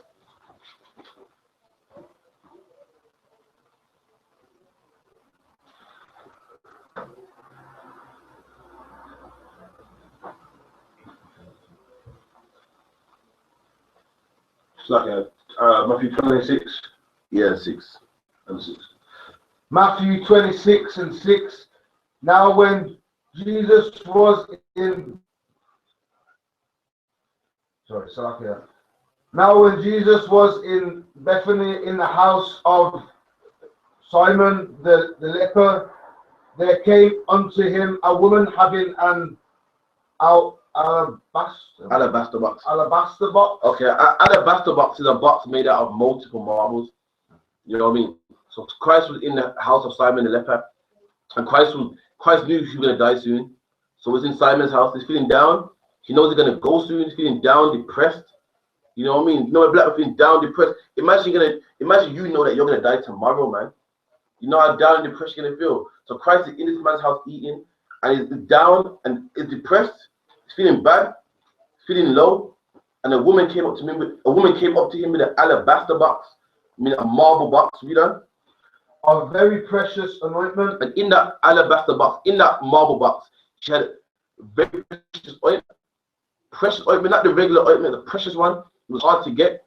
Like today, you got regular dupe, and you got some Versace perfume, man. You got regular Lynx, and then you got some expensive Beyonce brand or something, or some whatever. This woman had an expensive one. She paid top dollar for this one. We done? And poured it on his head. And she poured his ointment on his head. She saw Christ down and low and ashy and looking dry. You know, you're out, black man's out, man, had enough. Just sitting at the table, just down and ashy and dry. And she put this precious ointment on this man. You know, oil his head up, start greasing him up, making him look good, but making him look shiny. That's what this woman did to Christ. We done? As he sat at meat. So as he sat at meat meaning food, as he was eating his food, she poured it over his head. She didn't get no average oil. She got the best oil, man. And that's a good woman right there. When you find a woman that will waste her best substance on you, that's a good woman out there. And I've met women like that, man. I've had women buy me the most expensive thing. I'm thinking, why you buy me this for, man? And they think it's worth it because they love you. And that's what this woman did to Christ. This was expensive, man. She could have kept it, could have sold it, but she saw Christ as so important. She gave him her best stuff. And there's women out there that would do that, man. There's women out there that will spend their last wage and buy you a car, even though she's catching the bus. And all her friends are like, why you do that for, man? You're catching the bus, no. But it makes sense to her. You know what I mean? There's women out there that would do that, man. You know what I mean? If you get found a woman like that, boy, I don't know, man. Yo, but read on. But when his disciples saw it, they had Indignation. Saying, to what purpose is this waste? And they called it waste. They said, this is some good ointment. I should pour it over your head, man. What a waste. Could have sold this. You know what I mean? Could have sold it and got some money, help some people out. Just wasted good ointment. You know what I mean? Like, yeah, man, say, you know what I mean? A woman like you, and she just, because she loves you so much, she just bought you a rollie, man. And I'm thinking, what kind of man is this, man? She could have sold that rollie, bought all of us some boots, some camp and stuff. But because she loves you, she bought you the rollie.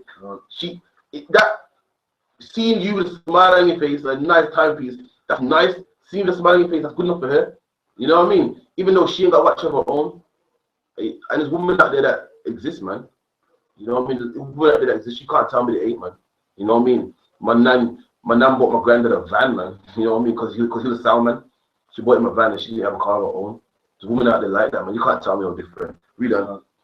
For this ointment might have been sold for much and given to the poor.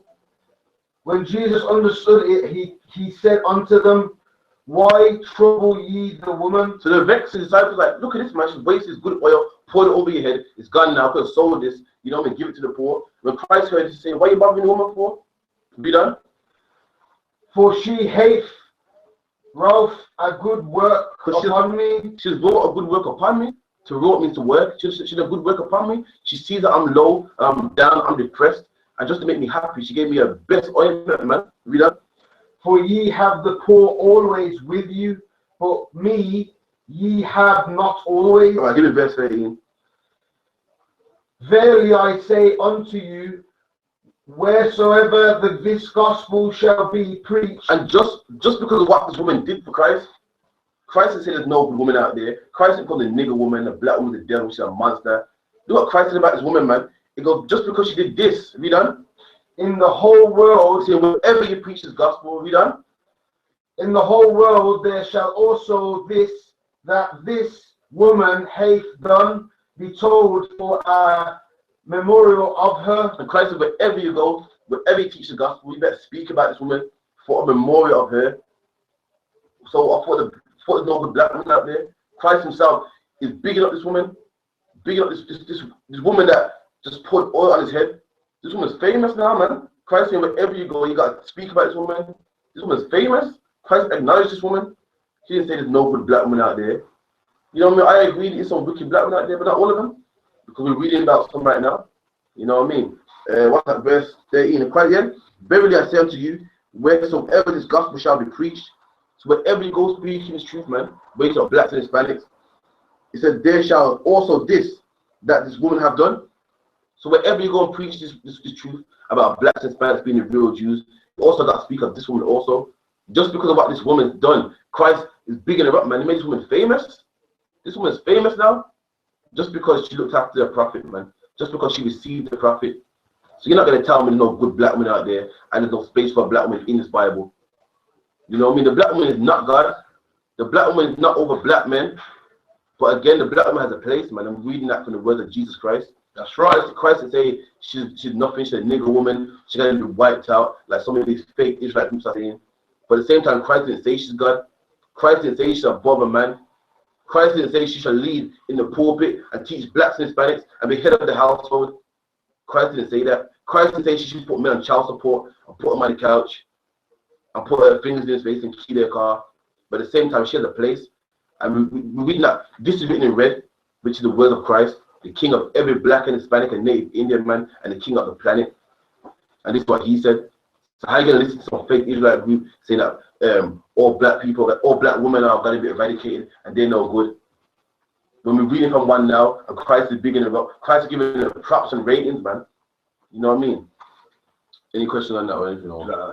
You got anything to bring up? Nah. All right, cool. Give me Matthew 9 and 20.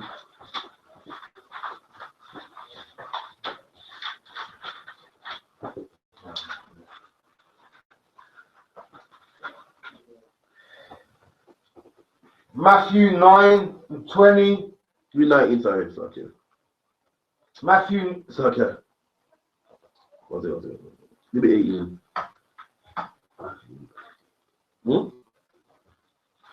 So 18, you know, Okay, Matthew. you go, just let me know if you find it, how to find it. 9:18, yeah. Matthew 9 and 18. While he spake these things unto them, behold, there came a certain ruler and worshipped him. So Christ is breaking down the parable to the scribes and Pharisees, and as he done this, a certain ruler came unto him and worshipped him. It's not talking about worship like he made an idol to him. It means man came and respected Christ, man. So you know what I mean? He reverenced him, that he's the one spoken of in the Bible, that he's the chosen one from the Most High. The man came unto him and reverenced him, meaning he accepted that Christ was the one man, Christ was the guy that he's supposed to follow. We done? Saying, my daughter is even now dead, but come and lay thy hand upon her, and she shall live. And the man came to Christ and said, listen, my daughter's dead, man. But you know what I mean? Raise your hand on her and she shall live. This man knew that Christ had the power to raise people from the dead. We done?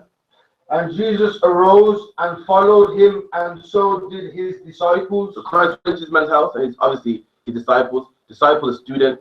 You know what I mean? Later on, they became apostles, which is more so. Obviously, they're disciples, so they're going to follow him. We done?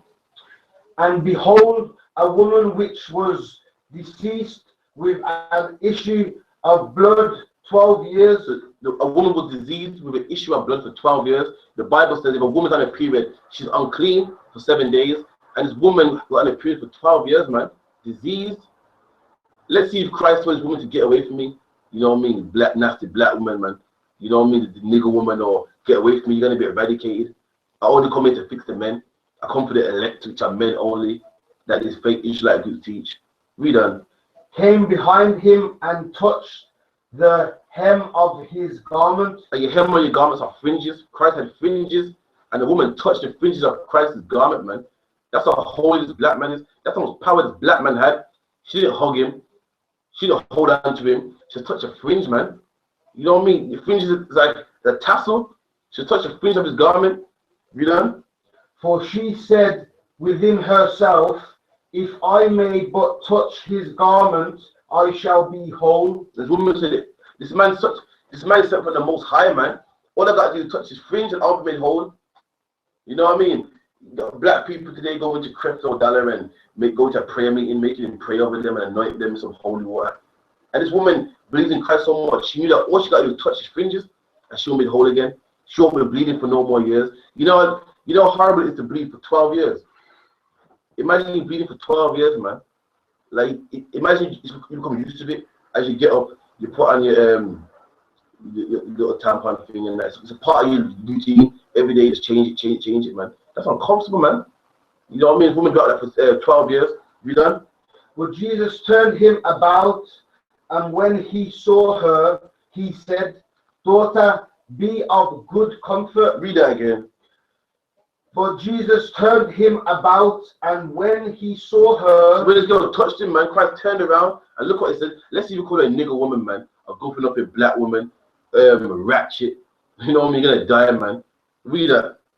He said, daughter. And Christ called him daughter, man. He acknowledged this girl like she's a daughter. So a young woman in Israel, she's a daughter, man. She's one of our people. She's a sister man to us.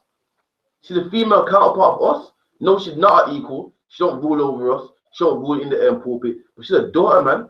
One of our people, man. And we don't want to see him bleeding all day. We don't want to see him sick. We want to help our daughters. And Christ called this woman daughter. We done? Be of good comfort. Christ said, be of good comfort. He's healed her now. Now she can live comfortably. We done? Thy faith hath made these whole. And Christ said, the faith has made you whole. Now you're whole now. You're not broken. You're not diseased. Christ made this woman whole, man. Christ said, I didn't come for no black woman. There's no good black woman out there. Move from me. Christ fixed his black woman the same way you're supposed to fix them. You're supposed to get them off drugs. You're supposed to get them out of them abortion clinics. You're supposed to stop them from being loud dragons and start being nice, feminine, calm women. And you can do it, black man. You can do it, man. You're not going to tell me a drug dealer can get a black woman to put cocaine in her vagina. Meanwhile, you can't tell your woman to be loving and calm and be quiet. That's right. A drug dealer can have 10 different women in his household and the woman will still stick with him. Meanwhile, you can't do it. And these men are beating them. These men are putting their life at risk, man. Putting their life at risk telling them to hold drugs for them, and you ain't doing that. You ain't doing that, and you can't make this woman be like nice and lovely. You can't find a nice woman. There's no good woman out there. Meanwhile, the drug dealers are finding all of them. You know what I mean? These people abusing them are finding all of them. And you can't get one. Meanwhile, Dennis Rodman can get one. You know what I mean? Dennis Rodman can get 10 black women. You can't get one. But this man ain't been handsome. You know what I mean? Black man, you think it's time you take your spirit back, man. You know what I mean? The white man got his woman. The Chinese man got his woman. So how you gonna tell me you can't get a black woman, man? I've never heard a Chinese man say, you know what, the Chinese woman's too strong for me. I've never heard a white man say the white woman's too strong for me, man. That's right. Ain't no black woman stronger than you. You're the male counterpart of her. You're the male version of her, man. In the black nations, the male part, a masculine side and a woman side. You're the masculine side. How you gonna turn around and tell me the feminine side is too strong for you? You know, what kind of madness is that, man? It's like coming home and saying, my kids are too strong for me, man. I'm gonna go adopt some next kids. They're your kids, they're yours. They come from you. You tell them when to go to bed, what to eat, what to put on. She is a female version of you. You're a black man, she's a black woman. And you're telling me she's too strong for you? She's too strong for you, you know. Come on, man. I can't get my head around it, man. Yo, it's like we're the same nation. It's not white man and white woman. It's not white man, Chinese man, black woman. It's white man, Chinese man, black man. You know what I mean? But they made the black woman a different race by itself. You know what I mean? You can't control them. I'll give you first Peter 3 and 6.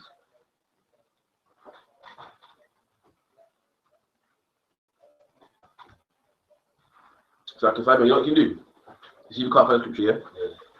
You go to table of content. You know how to work it. Yeah, well, I got an idea, like, yeah, but if you show it in the front. like, Yeah, take your time. search first Peter's. It's in the New Testament, so you can skip to the New Testament. You have to go through all of the titles. Yeah. You get me? No problem. I'll make you the next one, innit? You get to handle the Bible more. It's like it was Peter chapter 3 verse 6. Yeah, let me get it. First Peter's, yeah? Okay. Alright, go on. First epistle of Peter, chapter 3 and verse 6. Even as Sarah obeyed Abraham, calling him Lord. Alright, give me verse 5. Slack, yeah. The first book of Peter, chapter 3 and verse 5. For after this manner, in the old time, the holy women also who trusted in God adorned themselves, being in subjection unto their own husbands. Yeah, and our woman adorn himself by being in subjection. To be in subjection is to be under him, man. Support him. Don't look up in his face. Don't be telling him to sleep on the couch today. Don't let him come home with no food. You free food in the bin because he come home late. They were in subjection to their own husbands. Read. Even as Sarah obeyed Abraham, Just like how Sarah obeyed Abraham. Read. calling him Lord. Calling him Lord, calling him Sir. Lord means Sir. She didn't call him no good nigga. She didn't call him workless, a deadbeat. She called him Lord, called him Sir. She acknowledged that this man was over her. Read on. Whose daughters ye are. Read it again. Even as Sarah obeyed Abraham, calling him Lord, whose daughters ye are. Okay, question. Paul saying, Sarah obeyed Abraham, whose daughters ye are. Whose daughters ye are. So what's that saying about who Paul's talking to? I'll give you a minute online to get it. You get it, you get it, man. Come on, I get it. Alright, cool. If no one gets it, I'll let you drop it. This is a letter. He's speaking to somebody. And Paul saying, Sarah obeyed her man, and you are his daughters, whose daughters you are. So what's that saying?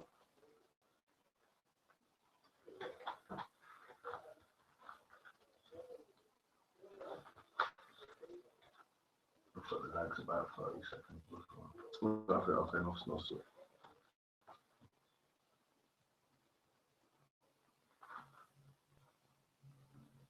Only 10 seconds, I'll strap it, man. Read it one more time. Go on. Even as Sarah obeyed Abraham, calling him Lord. So just like Abraham, just like Sarah obeyed her man Abraham, calling him Sir, read on. Whose daughters ye are. Whose daughters ye are her daughters. What's that saying about the scripture?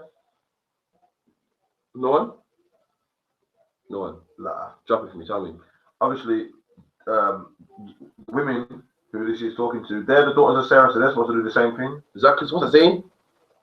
People say there's no good black woman. You know what I mean? You know, there's no, you won't find good black women in the Bible, man. So what's that saying about this church? Who's in this church? Good women. Good black woman, black Hispanic and native Indian woman. So how you gonna tell me, you know, the woman ain't gonna get this word, man? Women can't come to class. They're gonna get this word. The black woman gonna be eradicated, man. You hear it online, certain fake Israelite keep saying that, man. But Paul is saying, you women, ye are. So who are you speaking to? Women? He's saying, whose daughters ye are. So who's here present in his class? Who's present in this church? Who's writing to in his gathering? Women are there, man. Good women who come to learn about Christ, who come to change their life, to put down pork, abortion, adultery. They're present. They're here in this church. So don't tell me that women can't get this word and there's no one coming to class. Because the woman in class right now, in this class right now, who Paul speaking, he says, whose daughters you are. To be a daughter, you have to be a woman. It's like, yeah. Look, it was hard these days to get a woman to call Lord, but they go to work and they call their white man boss. Exactly. Or they call that white man sir, even though the bastard whipped their grandma's back. Yeah, even though they whipped their grandma's back. So call him man Lord, man. That's what the Bible tells them. Let's get back to order. We're supposed to have good as the scriptures, man. And then, you see, boss is the same thing. God, to call him man boss, the same thing. Give him man some reverence, some respect. I know, man. Meanwhile, they can call a drug dealer, calling him papi and daddy and babe and babe. Meanwhile, the good man don't bust the head, you know. You know what I mean? He don't get no nickname, man. He don't get no babe. You know, he don't get no red emoji, love heart.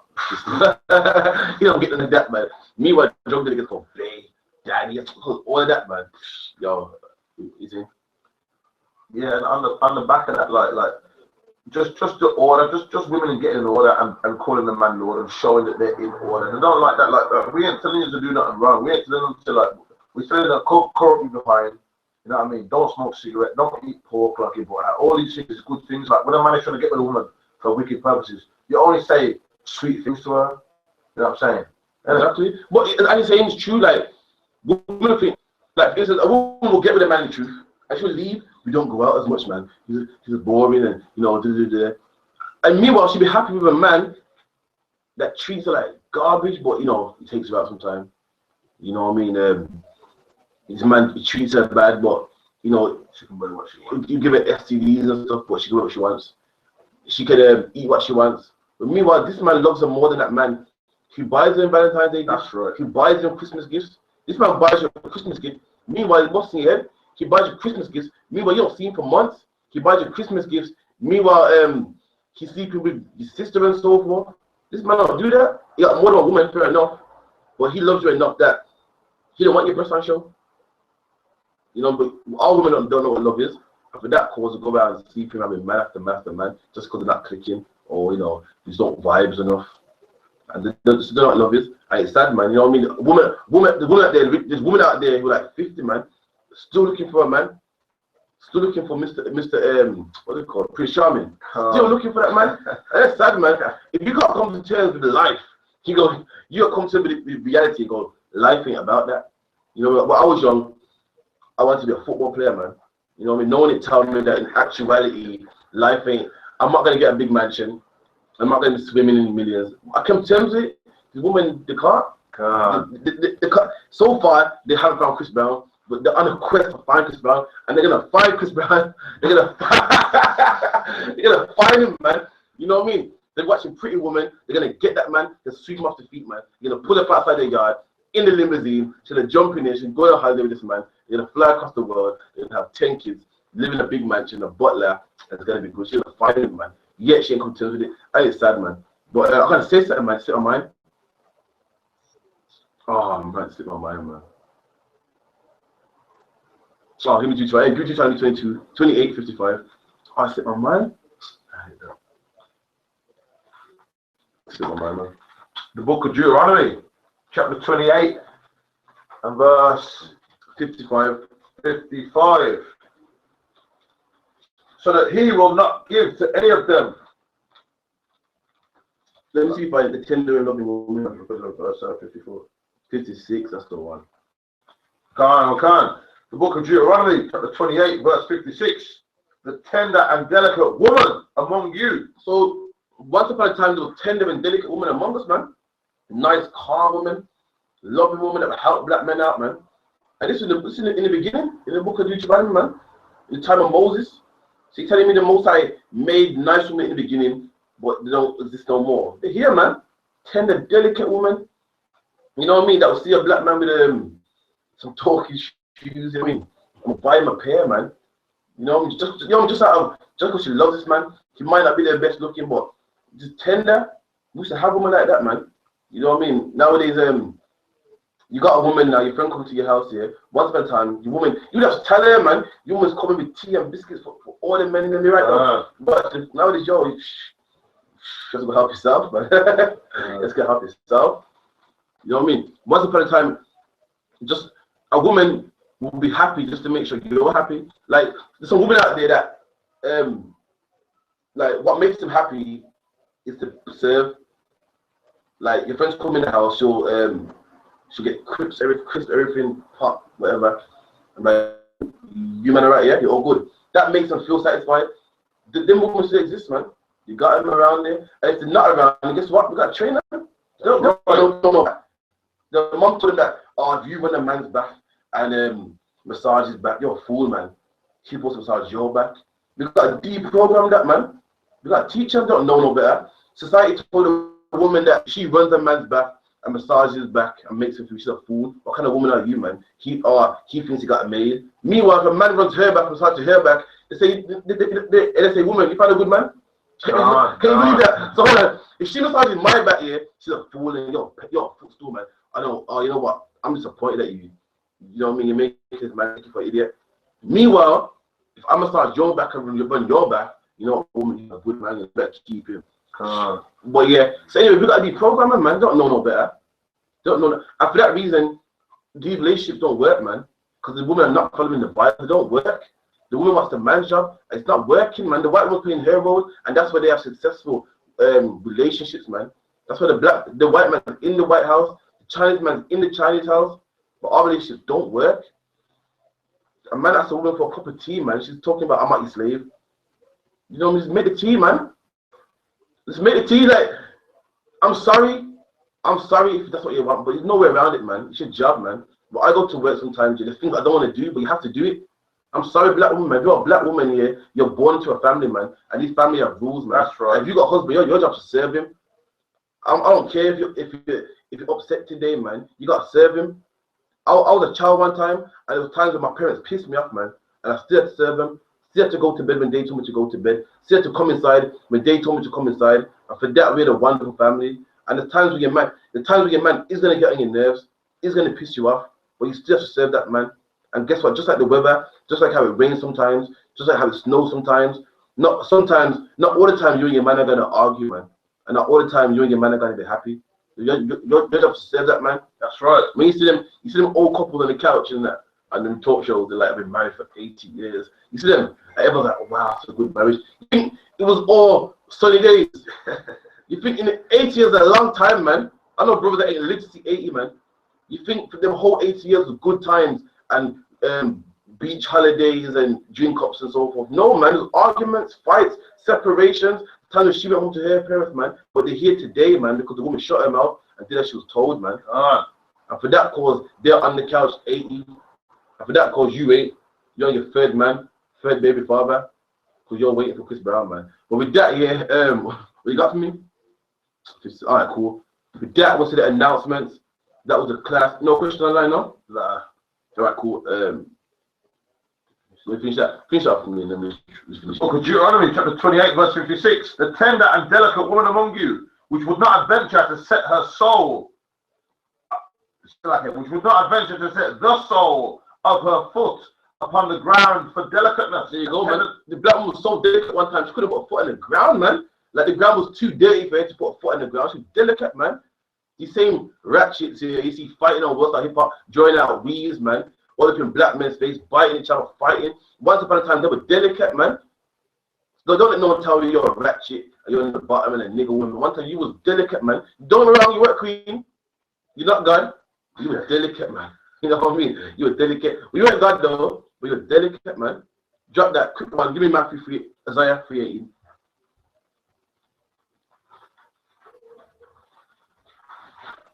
The book of Isaiah, chapter 3, verse 18.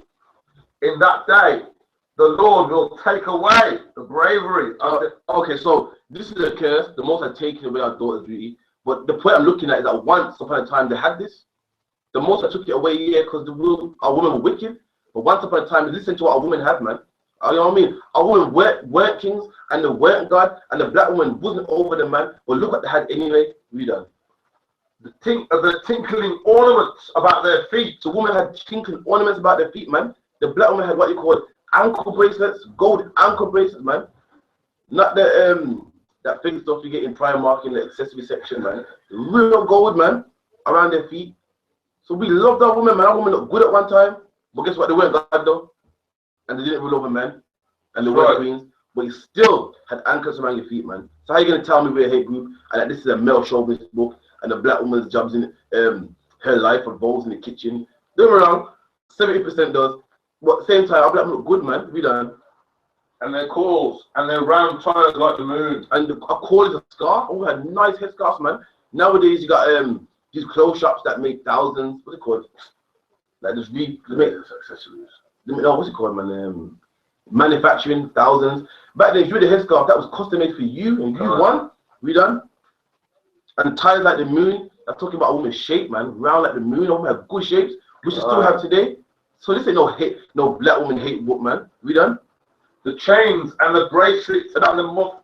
Sorry, read it again. The chains and the bracelets and the mufflers. And our woman had chains and bracelets, man. Our woman look good. So you gonna tell me we hate black women? And this is an anti-woman's book, and we hate black women. They wouldn't have no chains and no mufflers, man. They'd be in the kitchen like Cinderella, man. Like, you know what I mean? Our black women look good, chains and mufflers. And you still ain't God, but guess what? You still look good, man. We still loved you enough to put chains and anklets on you and mufflers on you. We done? The bonnets and the ornaments of the legs. And a bonnet, man, a hair bonnet and ornaments of the legs. So not only had anklets, you had jewelry for your legs as well. Ornaments, we done? And the headbands and the tablets and the earrings. They had earrings and headbands and headscarves, man. How are we anti-women or our women looking good? The Lord took it away because you was evil. Had you not been evil, you would have had these, man. We done? The rings and nose jewels. The rings and nose jewels that our woman had, man. Black, Hispanic woman and Native Indian woman were looking good back then. That's right. So this ain't no anti-woman book. Anyway, drop that. That's the class. We're going to go to the announcements and the prayer. Since the I.S.U.P.K on the Commander GEN.YAHANNA after Wednesday class. Shalom. So I.S.U.P.K security announcements. We had the I.S.U.P.K started at 1 West 125th Street, Harlem, New York. The rule for new brothers and sisters: when a brother or sister comes into the school, they are off limits for 6 months. They have to be saluted only. They are here to shed themselves of the world. If they need transportation, the teacher will arrange it. After 6 months, if a brother or sister has an interest in a particular person, he or she must get permission from the head to speak to the brother or sister. There is another 6 months in which the brother and sister will court each other. After this 6 month period, the brother and sister will get permission from the head to marry. Tithes, which is a commandment found in the book of Numbers, chapter 18, verse 21, and in the book of Malachi, chapter 3, verses 8 through to 10, means 10th in the Hebrew, Ma'ashara. 10% of every penny of any increase the Lord gives to the treasury department or a teacher. Priest fund, a free will offering for a priest is not mandatory, but whatsoever amount you would like. Upcoming holy convocations are Feast of Tabernacles. The Feast of Tabernacles. Remind Akim and Akov to check the bulletin board in the hallway. If anyone wants to become a trooper in the school, start wearing all black: boots, shirts, pants, headbands, and scarf. With that, as the face the east, the Lord's Prayer.